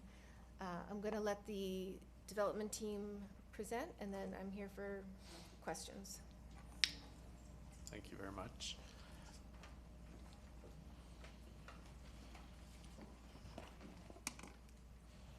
Good evening, Commissioners, Mayor. My name is Carly Koschel, law firm Burkhardt, Riddell, Fernandez, Larkin, Tapanis, same as my colleague, Mr. Penn, over there. And we are here this evening on behalf of ownership of 8809 8800 Collins LLC, a joint venture between Lanier Development Company and One Sotheby's. This evening, we are excited to present you with a new concept for this property. This property received site plan approval back in 2015 and consistent with that site plan approval, they demolished the existing 11 units that were located. Interestingly, 5 of those units that were demolished in 2015 were townhouses. So this project is kind of a nod to the history of the town of Surfside. I grew up in Surfside, so I remember those townhouses very well. They were brown, they were hideous, and this proposal is a nod to the town's history and just moving the history of the town into the future, the southern entrance of the town, reimagining it, re-envisioning it, and bringing excitement and a new entrance that the town deserves. And as Renee will explain to you, our esteemed architect Renee Gonzalez, as well as our team, Kevin Regalado, Ray Fernandez, and ownership is up here, and hopefully you won't have to hear from them, but if you have questions, they're here. And we are excited to present you with this incredible design with only 8 units and minimal impact to the town as a result of being well under the permissible density for the site.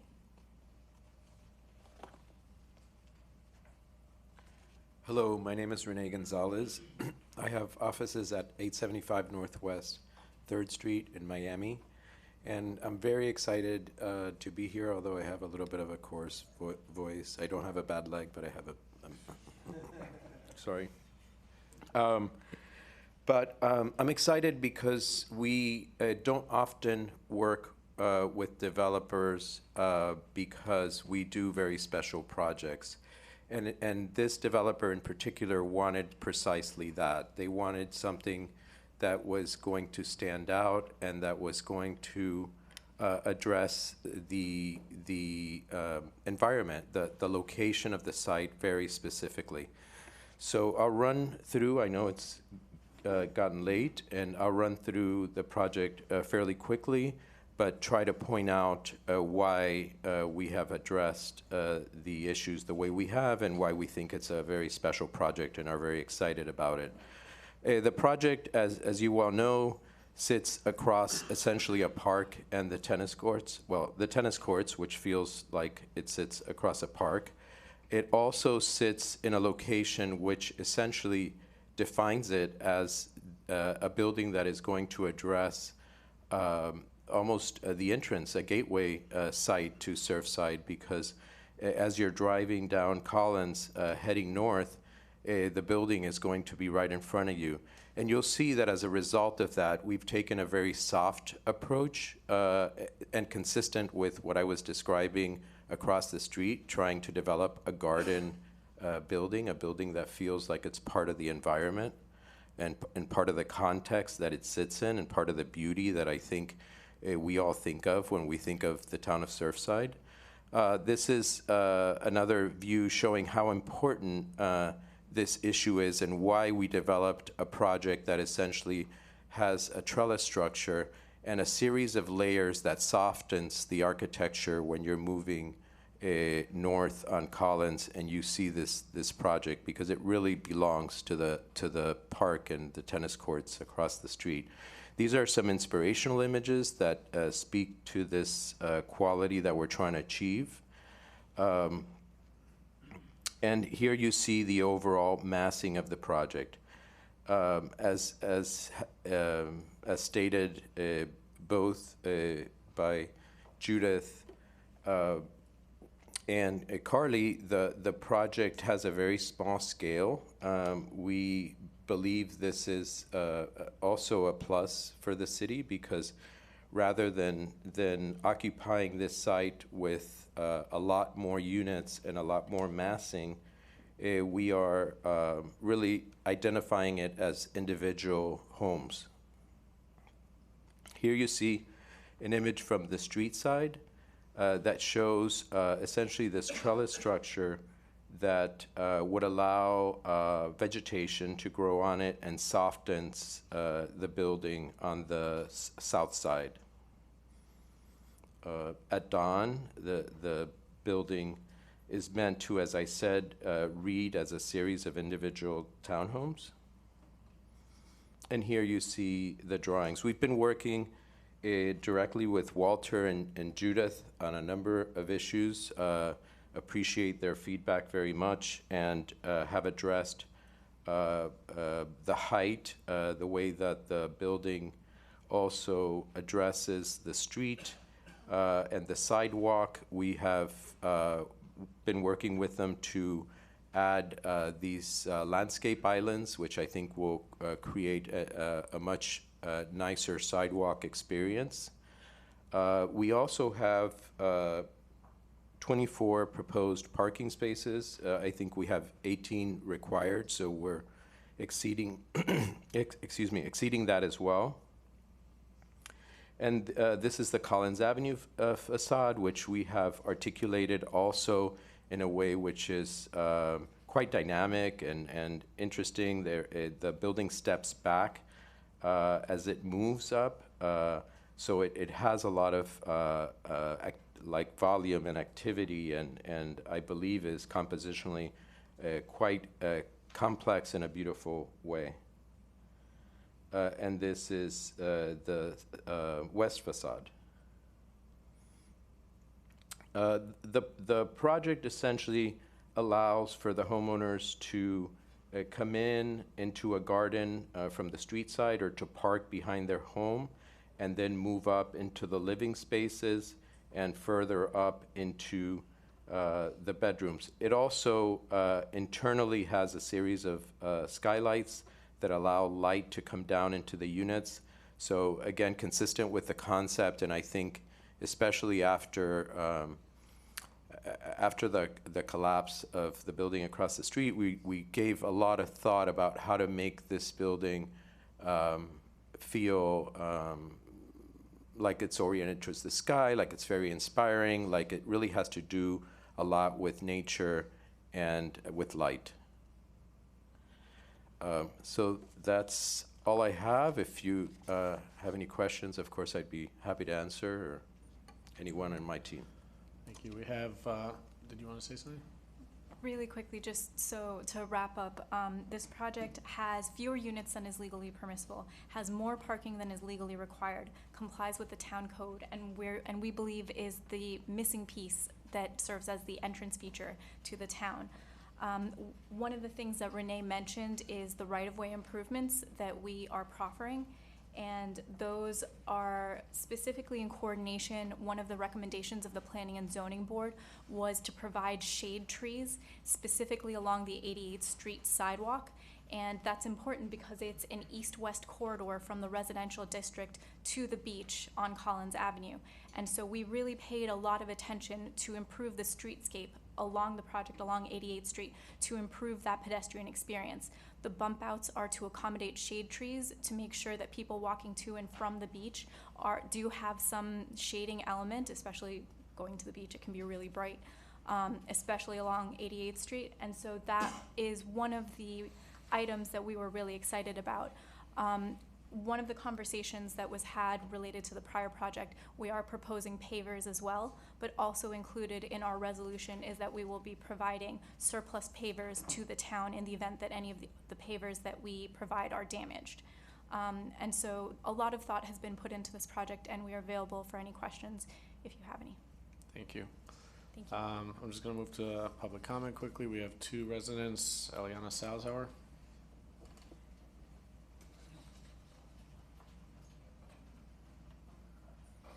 Eliana Salzhauer, 9317 Bay Drive. First of all, this is a lovely project. Townhouses are going to bring families, and that's the kind of people that we want to have in town contributing to the environment. I do want to say to the community, what I do want to say is that the Eden project did start off as townhouses as well. So we do have to be prepared for the bait and switch. Frequently, developers come in with a lovely project that seems exactly what this community needs.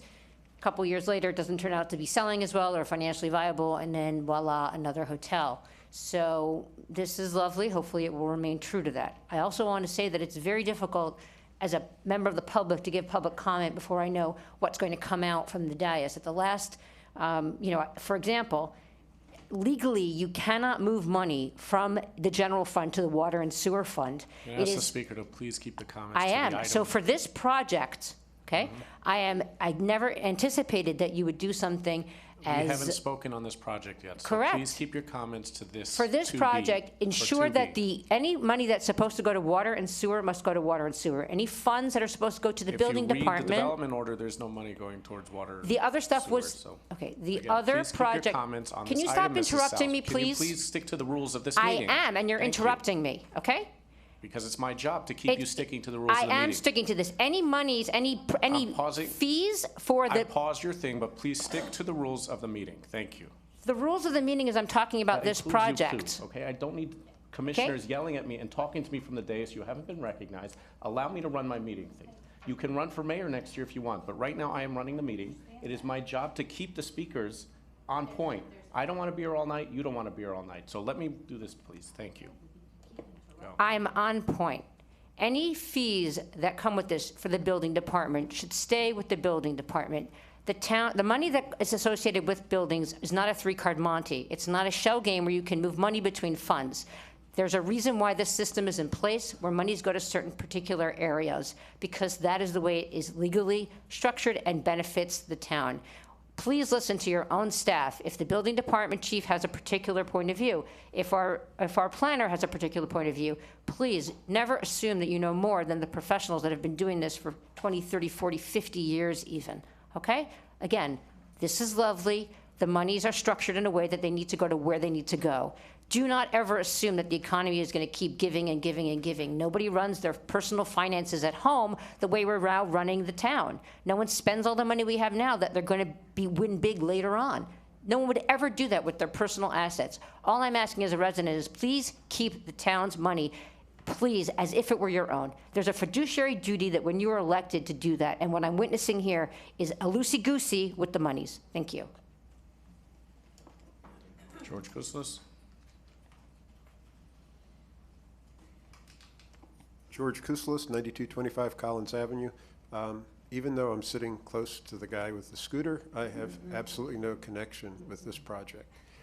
At the planning board meeting, there was some concern over the aesthetics of the project, the screen, and maybe those comments traveled along with this, but I wanted to reinforce how important the design, the way you see it, and the modifications that were made between then and now, how important and integral they are to the design of the project. When you saw that one picture where you see the red rectangle, and it kind of shows how it's the entrance to the town, and you can see it across the park, and you can see it all the way down from the other end of the park in Miami Beach. I mean, you can see it for quite a distance.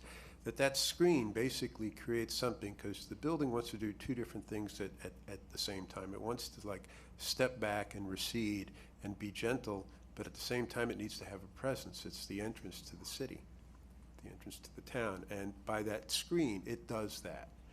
And there was some talk about turning the screen and making the Collins Avenue elevation a bit more interesting.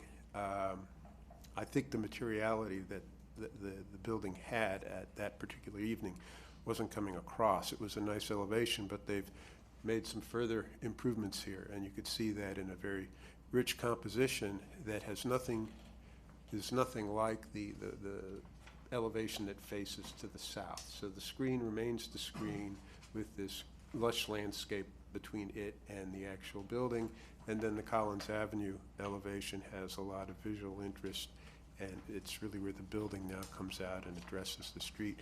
So I would ask you to look at the building the way you see it today and approve it. It's a beautiful building. Thank you. Oh, one last thing. On the sidewalks, you see the problem of sidewalks in Surfside. There's only a 5-foot swath. That's the real estate you have to play with, and really the solution here is one solution where you take out a few spaces and throw in some trees. But it's a problem that doesn't go away. Thank you. Thank you, Mr. Koussos. Yes, that's part of the process. You have any, want to respond to any of the comments? Your staff is wonderful, and we thank them for their cooperation through this process. And they forced us to increase the width of the sidewalk from 5 feet to 6 feet. So exactly to Mr. Koussos' point, we've had to increase the width of the sidewalk along the property. All right, thank you. You're grabbing it. I don't want to give it to you, but you're grabbing it. But okay. 20 minute time. Left to right. I did see this project presented at P&Z, and just a few thoughts. Again, no questions. I'm seeing it twice now. So I agree we have a great staff, and we listen to our staff, our attorneys, our town managers, our CFO, our town planners, our building officials. We couldn't do our jobs without them, and frankly, I was on the P&Z board previously, and I recall a lot of projects, and I won't wax too philosophical here, I know we want to get out of here, but I do recall lots of projects coming to us that were not prepared for presentation. They were just not ready for prime time. And what I see now in the last number of months, with Mr. Keller, Ms. Judith here, the system's working. The review boards, the DRG, the P&Z board, and our town planners are working together so that when it comes to either P&Z or to the commission, it's ready for prime time. It's ready for presentation. It's ready for us to be able to make an effective discussion and decision based on the work that's done. And the developers and the architect, Grant, I can't express enough how I love that we have these world-renowned architects and their groups working on projects for Surfside. It makes me feel great to live here because of the way that we are elevating our game, if you will. But what comes to us now is prepared, and you did consider the recommendations from the P&Z board about the articulation and the side facing Collins and the sidewalks, the street trees, et cetera. So thank you for doing that. And again, coming very well prepared, great team, and again, we love and respect and couldn't do our work without our great staff. Thank you. Commissioner Maished? I agree with Commissioner Landsman, and of course, I like that the staff finds the proposal complies with the town comprehensive plan and the zoning code. I like that I also attended the P&Z board with your presentation, and I'm happy that you fulfilled the suggestions made by P&Z. They look great. The widening of the sidewalks is great. The parking islands on 88th Street. And also parking, the minimum requirement was 18, you have 20, so it's additional parking, which again is always good. And you added the landscaping, and so I think it's a great project.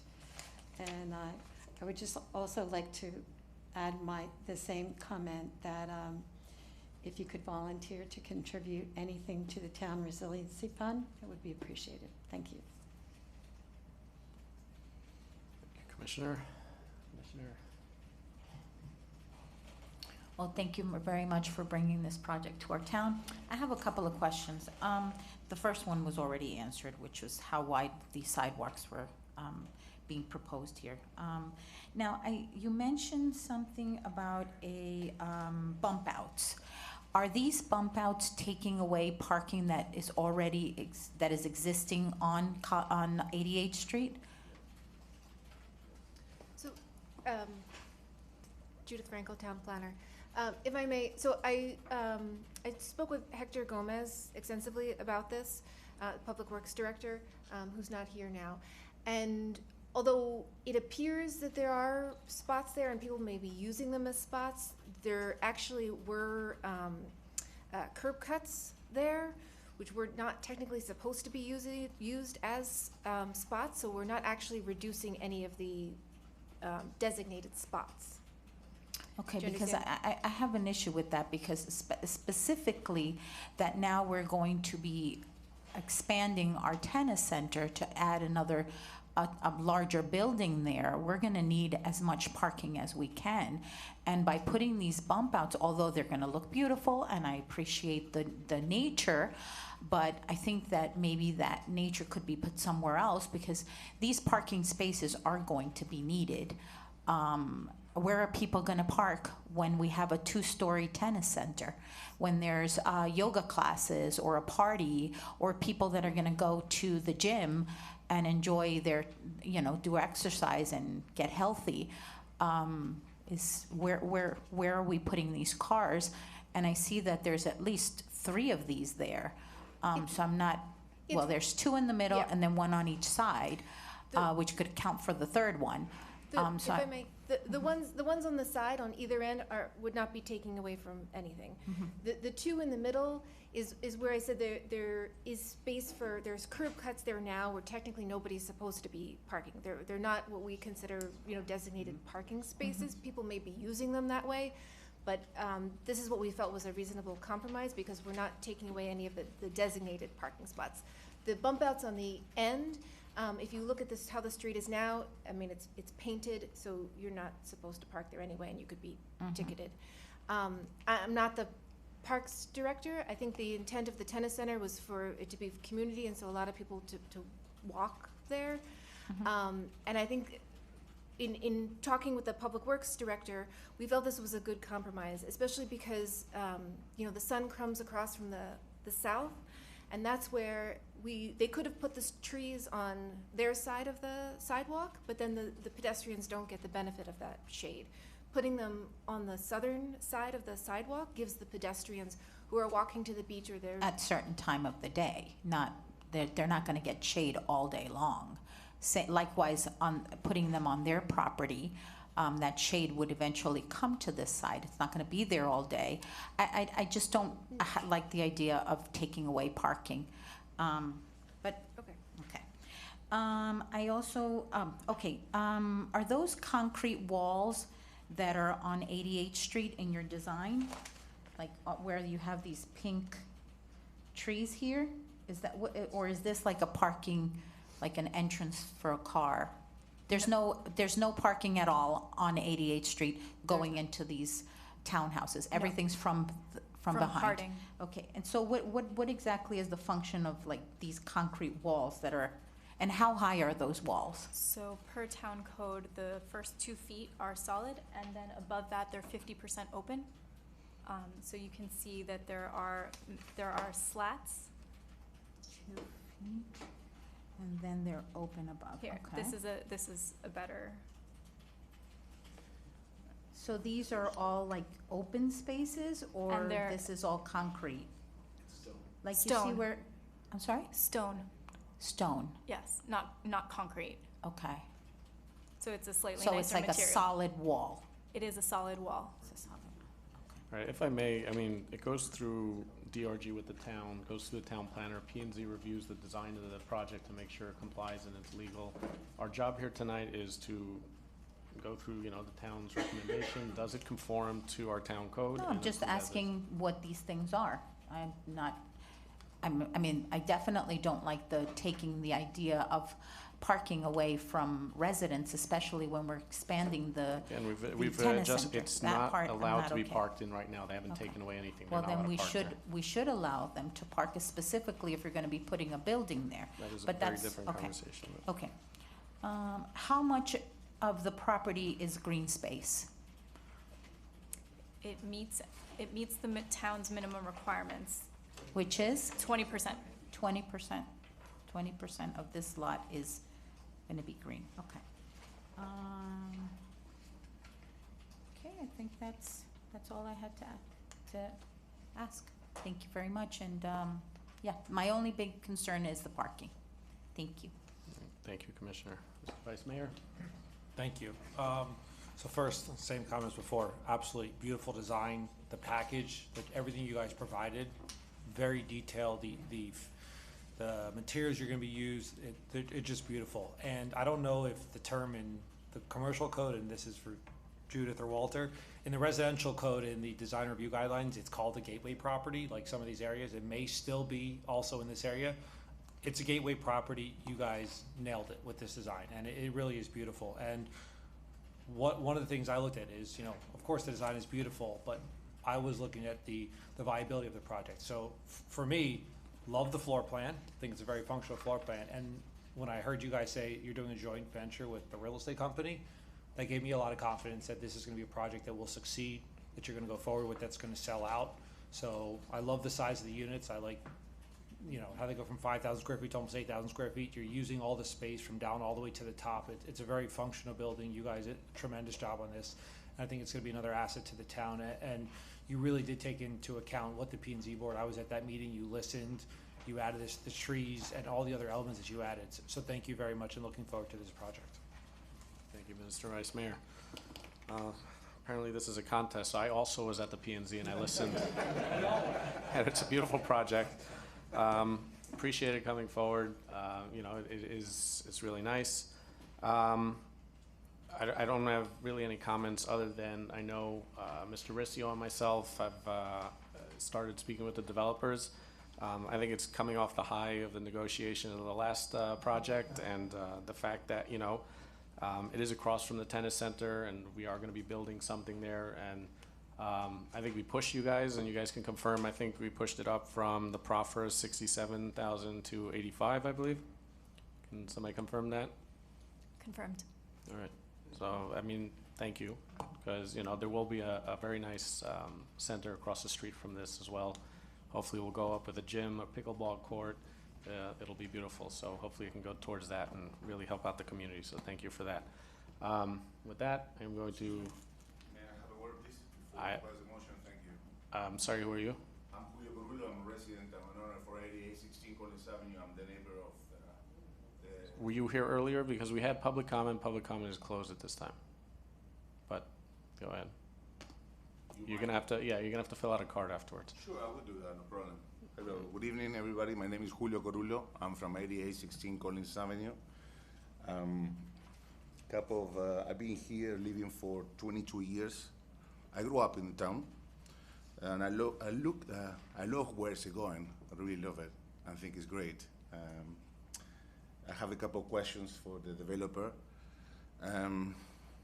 The back of the building, I haven't seen a picture which is face to us. That will be the north side of the building. So Leo, I apologize, but the comments from the speakers have to be addressed Sure, towards sure. myself That's or okay. the commission. Okay, okay. And then answer your question about the parking spots. Yes, there will be removing the 2 parking spots there. And there we already have some issues with the parking already there. And more people coming, residents, they're gonna have visitors, and we're gonna have more issues with the parking. Then nobody's talking about what is going on with the construction, basically. We're gonna have dust, we're gonna have construction, what we're gonna happen with the buildings on the north side, like 8816. We have damages, how that's gonna work. Air conditioners on the top of the buildings, movement variations. We'd like to know what is going on with that. and it looks fantastic. I like it. It's a bit, if you take off all the screening in the facade, it's a bit concrete, but overall, I think it's a great piece of architecture, and I would love to know what's going to happen with us in the north side of the building. And I would like to see a picture also from the north of our south, from the building. We don't have any. We haven't seen any. Thank you. Thank you very much.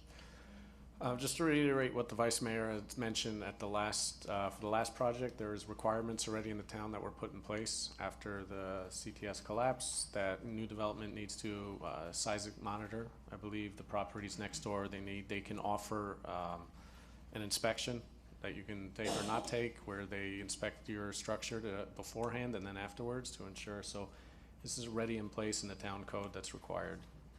If I'm mistaken, please somebody raise their hand, but that's my understanding of how the buildings have changed since then.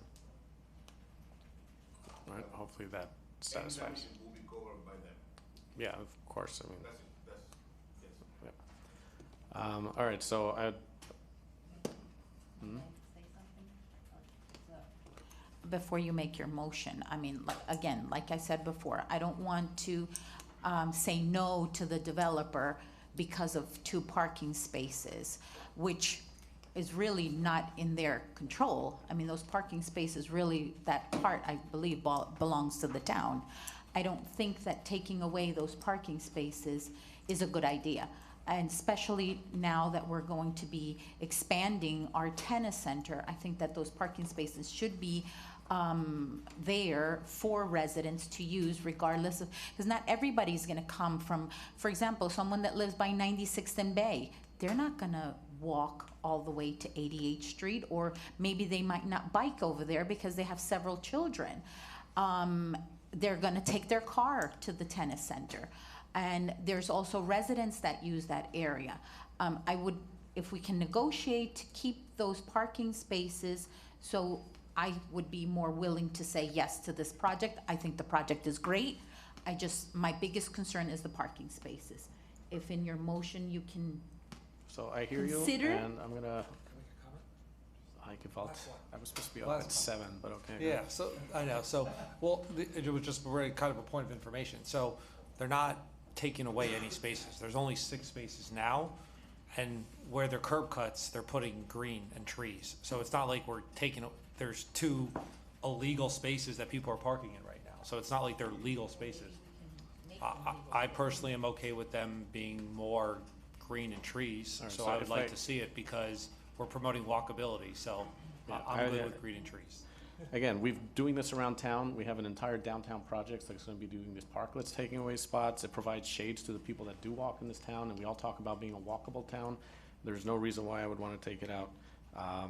You know, again, it doesn't exist right now. You're fighting to add parking while we're trying to increase walkability in town. It's the exact opposite of where this commission is trying to push this down. Add shade trees, add things. So, I mean, at this point, to get this over, I'm going to pass the gavel, make a motion to approve as is, raising the proffer from $67,000 to $85,000 towards the town. Second. Madam Clerk, could you please call the roll? Commissioner Mashai? Yes. Commissioner Velasquez?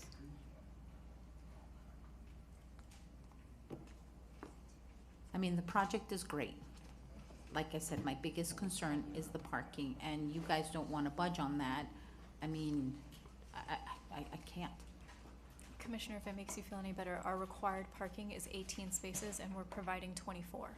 So I the understand, project- but those are for your Point of order, residents. discussion is It's not for the rest discussion of is the over. town. We have called the roll. Call the Discussion roll. is over. Commissioner Velasquez? I'm sorry, but I can't. Is that a no? Yes, that's enough. Commissioner Lansman? Yes. Vice Mayor Rose? Yes. Mayor Danziger? Yes. Mayor, the motion carries. Thank you. Thank We you. get a motion to adjourn. Thank you. Congratulations. Well done. Motion And thank to you again extend for 1 the hour. extra towards the Motion project. to adjourn. Second. Second. All in favor?